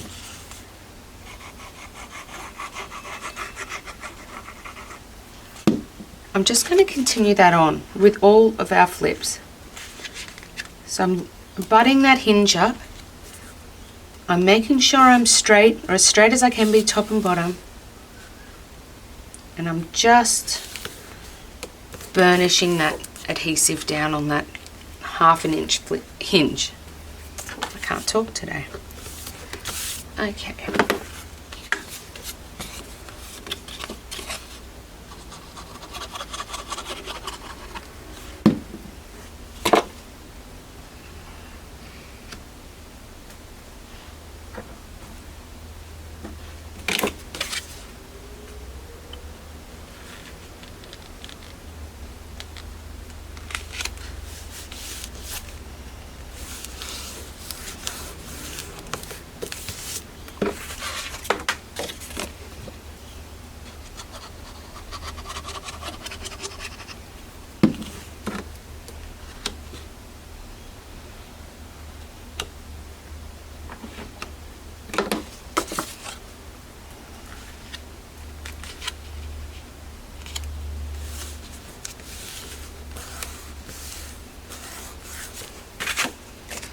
And our final piece, number 6.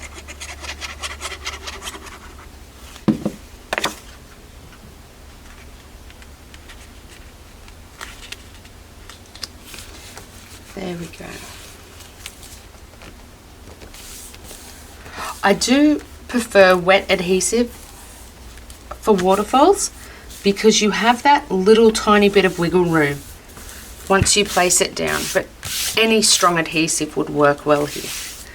Okay, again I'm going to take a large magnet because this magnet is going to hold down 6 flips 6 pieces of pattern paper, 6 photo mats, 6 photos.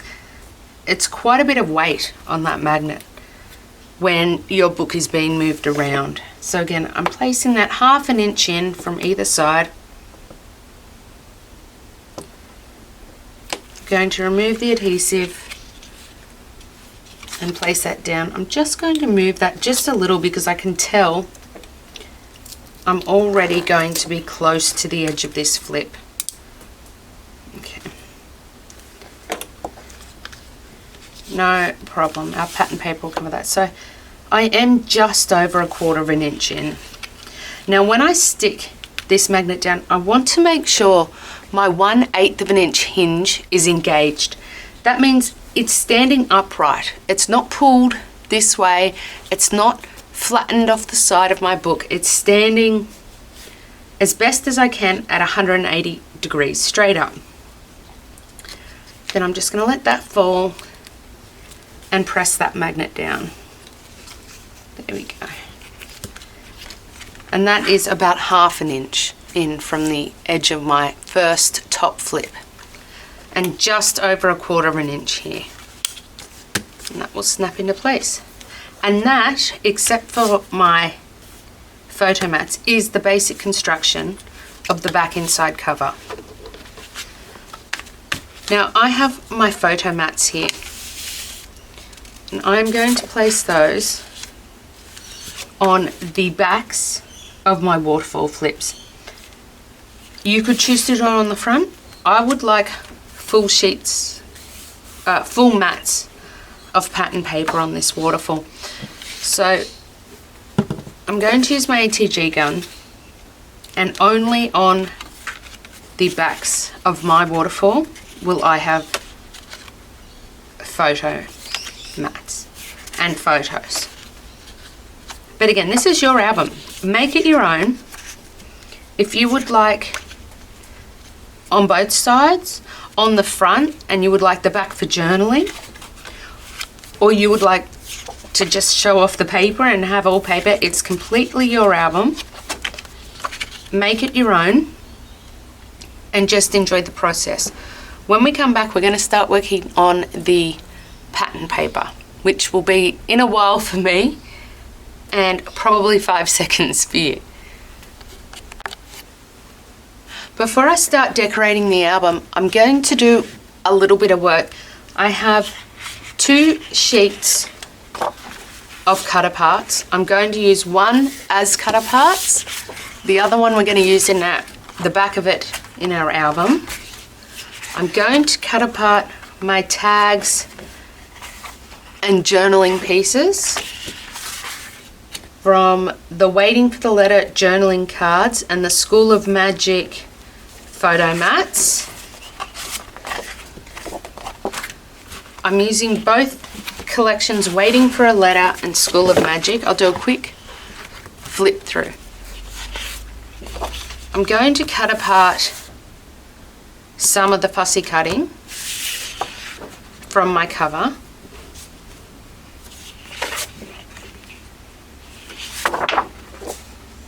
The pattern paper that I choose, you don't have to choose that. If you like the back of one or in a different position, feel free. It is some really beautiful paper by Zoju Designs.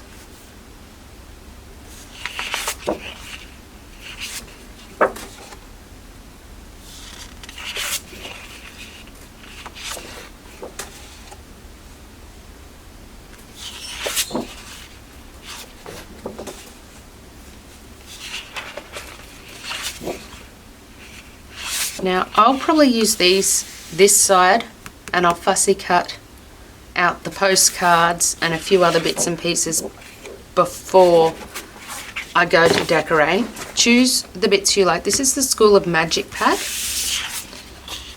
and again I'll be using some of the fussy cuts from this pack. Just really beautiful paper.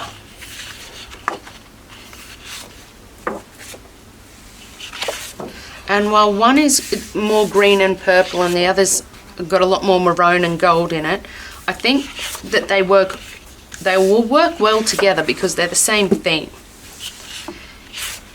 if you're a staunch Slytherin or a staunch Gryffindor, I think you may want 2 packs of each of them rather than use more of one or the other. You know, it's completely up to you.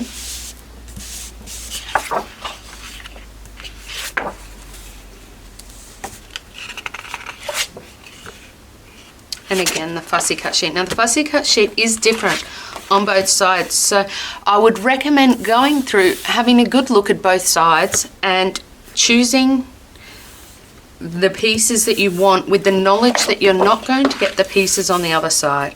I mean, you could use this just as a pattern paper. It's completely up to you. I'll probably go through and just choose a few bits and bobs that I like the look of for my album, but really let your creativity go and choose what themes you like. So I'm just going to pull all my fussy cut papers. I'll work on those and then I'll come back and decorate the albums.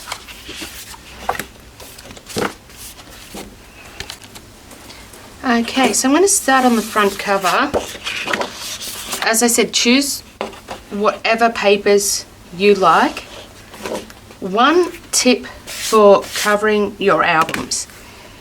Now, the chipboard is 6 3/4 wide by 10 tall, but that's not necessarily going to give us a proper mat if we just take 1/4 of an inch off those measurements, because depending on how you've wrapped your album and how much of a gap especially you've left on the spine pieces, your cover may be a little wider than that, the pattern paper piece that you need. So I'd recommend just giving a quick measurement. And for example, I've actually added 1/8 of an inch from the edge of my spine to the front of the cover. My cover is now 6 7/8. So I would actually like to cut a piece 6 5/8 wide for mine. And the bottom measurement is still the same at 9 3/4.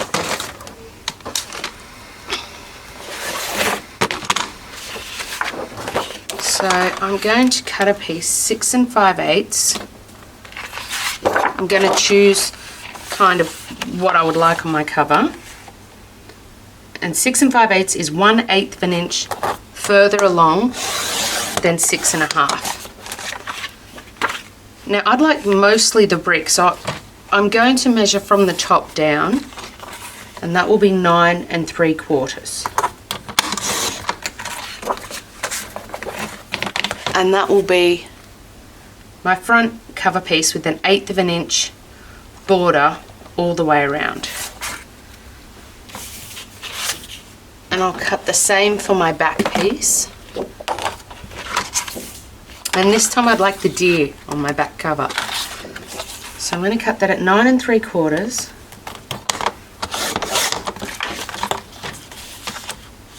by 6 5/8.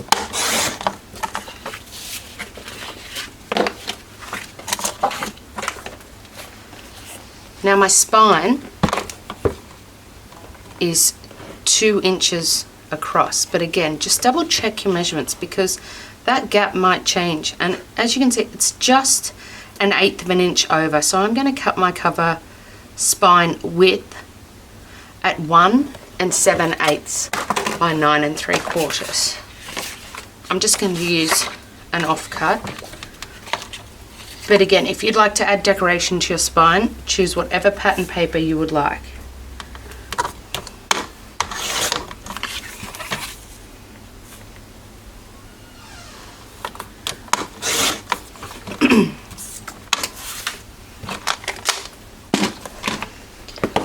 Before I attach my pieces, I've chosen the burgundy for my tie. I'm just going to attach that with a little score tape and some wet glue.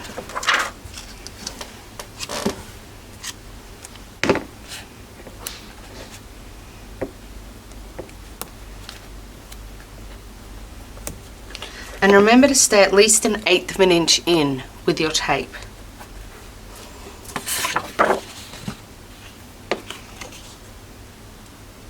That's actually quite pretty too. But I think I'll stay with the brick.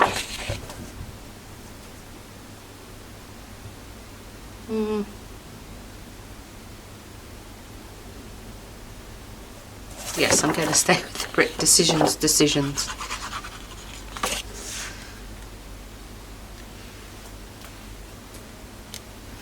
And this is your album, so really make it your own. If you like a certain paper, or you'd like to focus on the, as I said, the colour scheme,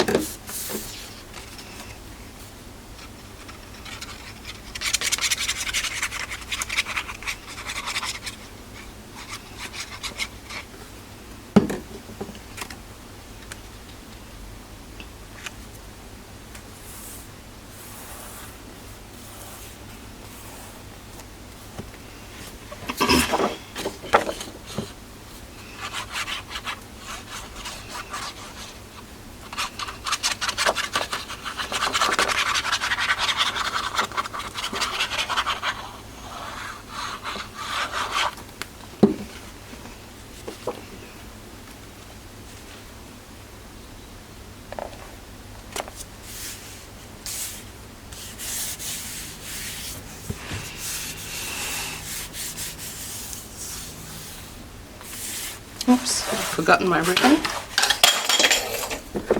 and knocked everything off my desk. It's alright. Just going to poke that underneath there while my glue is still wet.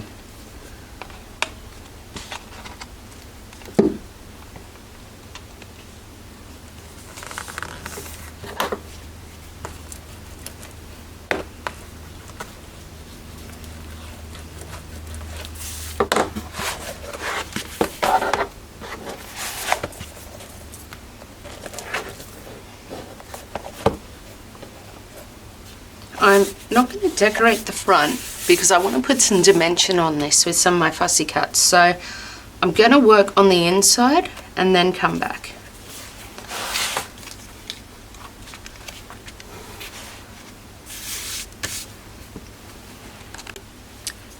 Before I forget, I'm going to go through the book, and anywhere I would like a ribbon pull, and I've chosen the purple, but choose what you prefer. I'm just going to go through and add my ribbon pulls so I don't forget. This is completely optional. I'm just going to do that with some score tape. Now the ones that don't have the flips, that do not have matting, I'm going to put my ribbon pull one piece of the inside ribbon on one side of the flip and one on the other, making sure not to place my ribbon over any magnets. And I'm going to do something slightly different on the flips that have photo mats. So this here is a flip without a photo mat. I'm just going to attach that with some score tape. Again, being careful not to go over the top of any magnets. Now ones like this one here, this has a double photo mat. Now you absolutely can go over the top of the photo mat because your photo is going to go on either side of that. That is up to you. Or you can leave it off. But I find having a ribbon pull. You're building this album. If you're building it for yourself, you're going to know what to lift, what to slide. But when other people go through your album, they may not know that. And a ribbon pull is a great way to just say, hey, I'm here. You can flip me. Or pull this way. I'm just going to go over the top of my double photo matted page because I know my photo is going to cover that and secure that ribbon pull down. I don't feel it's necessary on my inserts. That's completely up to you. Again, my large left flip, I'm going to put a ribbon pull.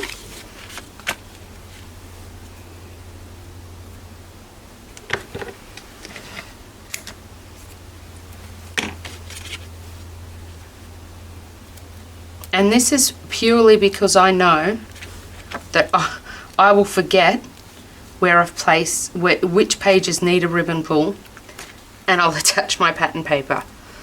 But again, it's a completely optional step.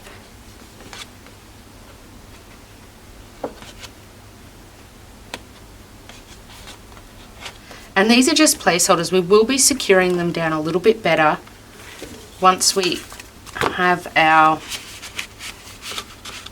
pattern paper attached. I don't think this one needs one, but again, if you'd like to add one there, it's your album. And again, for the large flip, if you want, you could attach your ribbon pull down the bottom, as that's where our magnet is. So that's up to you too. Page 2 does not need a ribbon pull.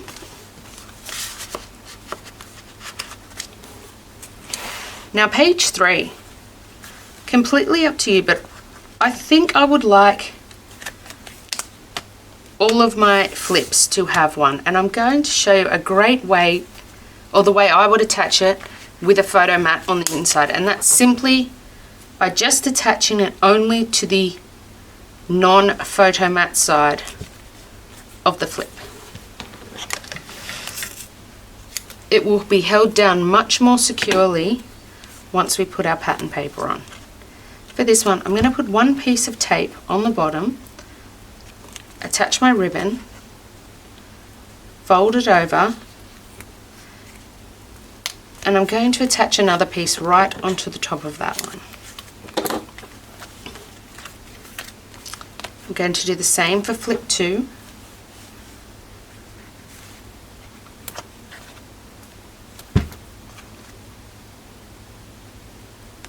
And I'm making sure my tape is more than 1/8 of an inch in from the edge of my flap, so that when I place my pattern paper, you will not see that adhesive.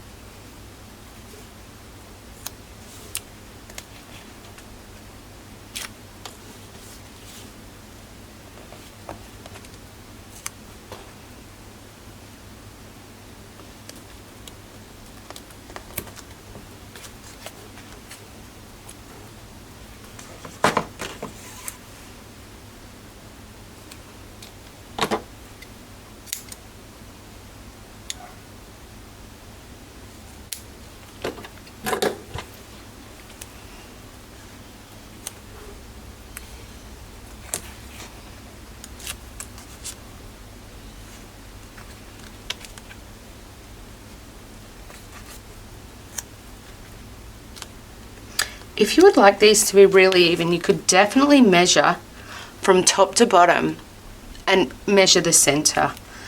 I'm not too worried, so again, it doesn't bother me. Now, if your ribbon goes over the top of a magnet, I would recommend trimming it back, because you are already going to add paper on top of this magnet. You do not want to create too many layers where the magnet is less effective.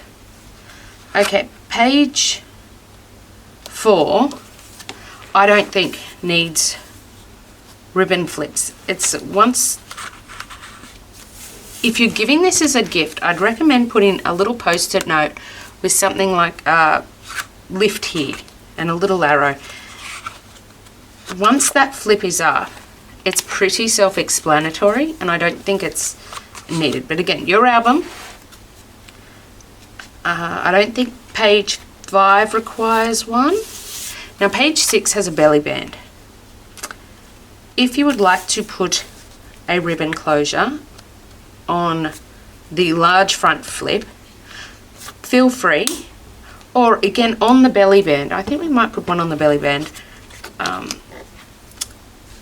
Just be very careful where you've placed that magnet that your ribbon does not go over the top, because that may create a small issue for you with the strength of that magnet.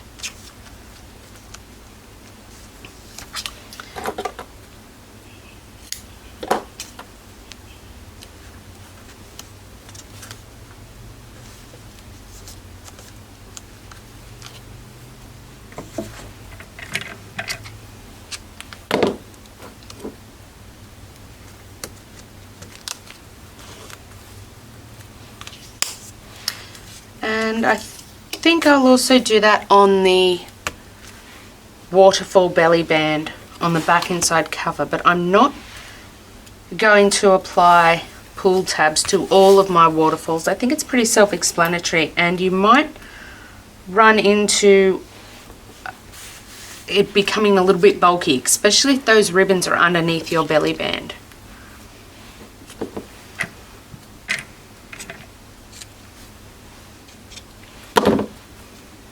Now, my magnet is very close on the inside, so I'm going to mount this pull just on the outside of my belly band. And this is a great example. I've put my adhesive too close on one side. I'm going to show you how I'll fix that a little later on, and it's quite simple. Just want to use a glue eraser and a little bit of rubbing once your pattern paper is down.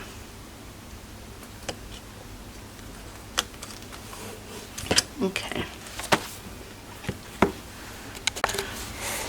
Okay, so for our front inside cover, as I said, you could replace the pattern paper with photo mats any way you like, but I really like this paper and I want to show it off, so I'm going to make it pretty prominent, and I'm going to have a lot more inserts for my photos, but you can do this however you like. So I've chosen, this is from the Waiting for the Letter collection, and all the measurements again are in the cut file.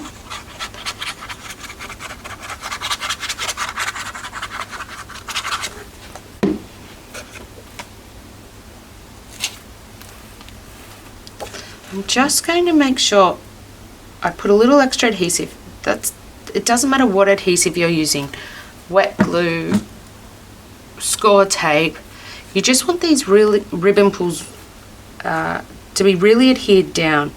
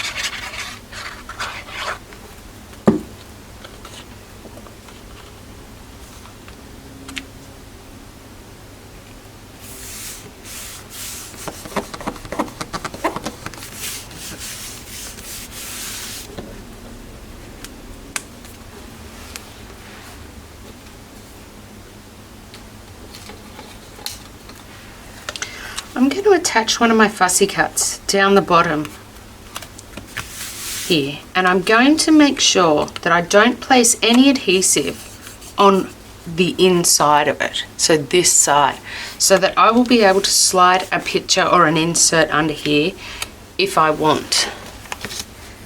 So I'm just going to remove some of the adhesive. I sometimes have adhesive on the back of mine because I use a scan and cut machine to do my fussy cutting, but you won't have that problem if you fussy cut by hand. Okay, so when I glue this piece down, as I said, I'm only going to put glue along this side and along the bottom, and that's going to create a mini pocket there. So just along this side and the bottom, and you'll be able to slide and tuck a photo underneath this.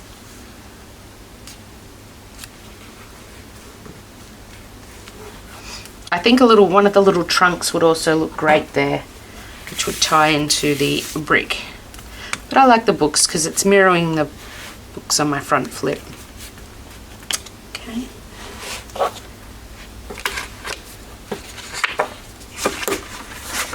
For this inside of the flip where we have the pocket, I have taken an adjoining piece of paper so that these match up. You don't have to do that.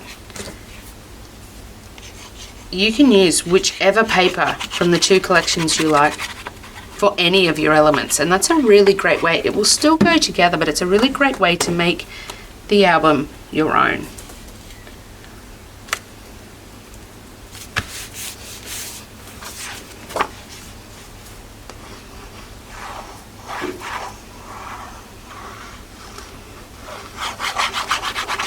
And again, anywhere with a ribbon pull, I'm just going to put a little bit of extra adhesive, either tape or glue, just making sure that that's held down really well.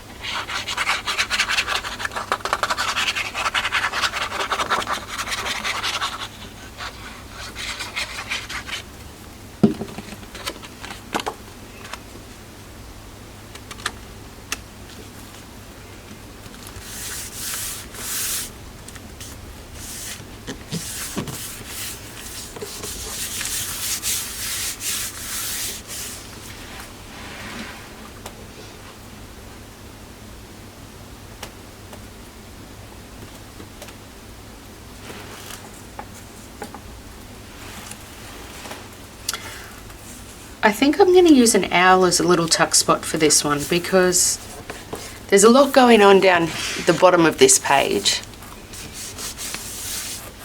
So I'm just going to place the owl, and I'm only going to place glue on the outside third of each wing, and that will I'll be able to tack another photo or tag or memorabilia, whatever you'd like to tuck in there. It's just an extra space.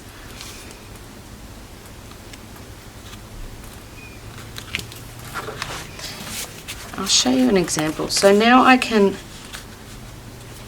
place an insert up under that owl. And also, if you want the extra space, you can tuck on the books there.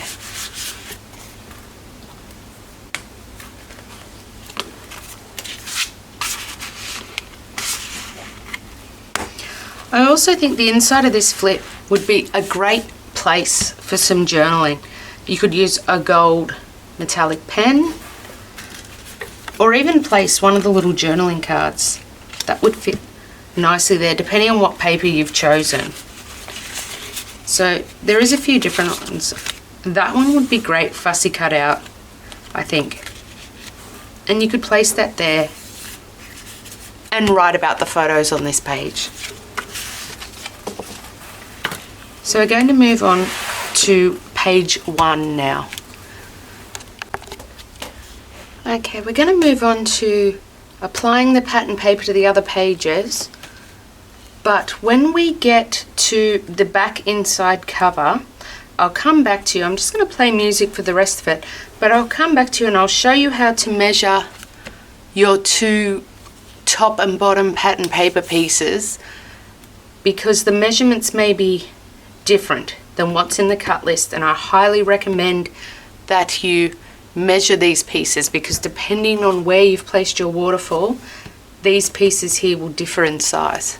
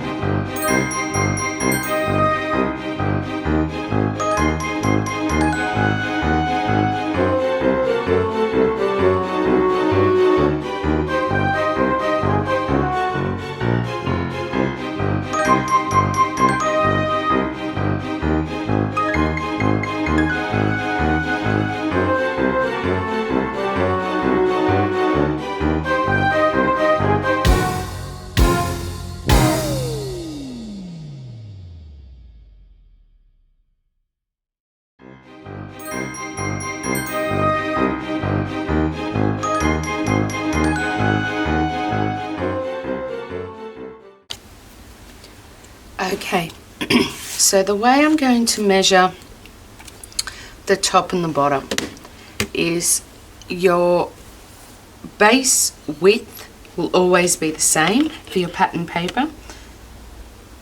So that will be roughly 6.5.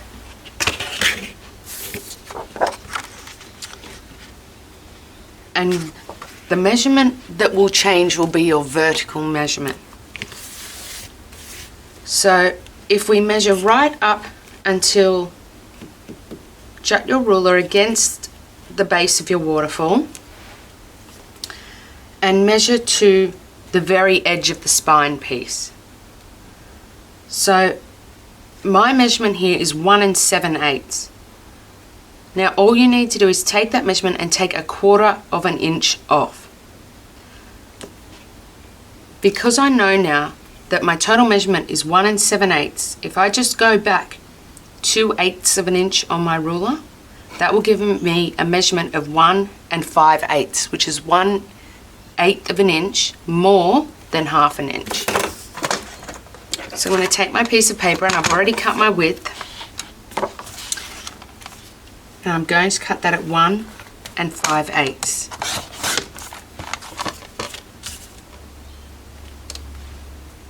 And that gives us 1/8 of an inch border around the edge of that piece. We're going to just do the exact same for the top piece. I'm butting my ruler up against the edge of my waterfall. I think I got it pretty spot on, because that is also measuring 1 7/8 for me. But it may not for you, depending on where you have placed your waterfall. So again, I know that 1/4 of an inch less than 1 7/8 is 1 5/8.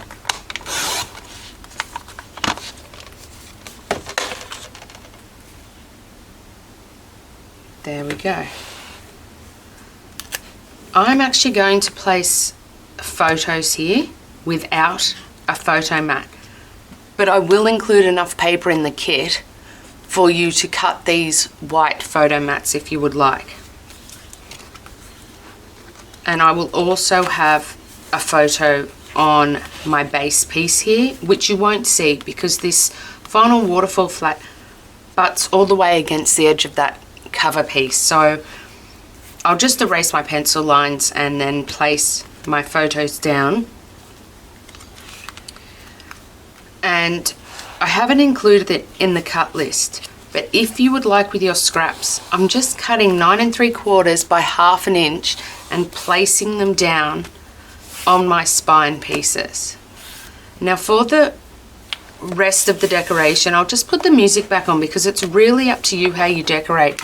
I'm going to be adding my journal card pieces into my pockets. I'm going to be using the Nuvo drops throughout the album, and I'm going to be placing my fussy cuts and sparkle jewels throughout.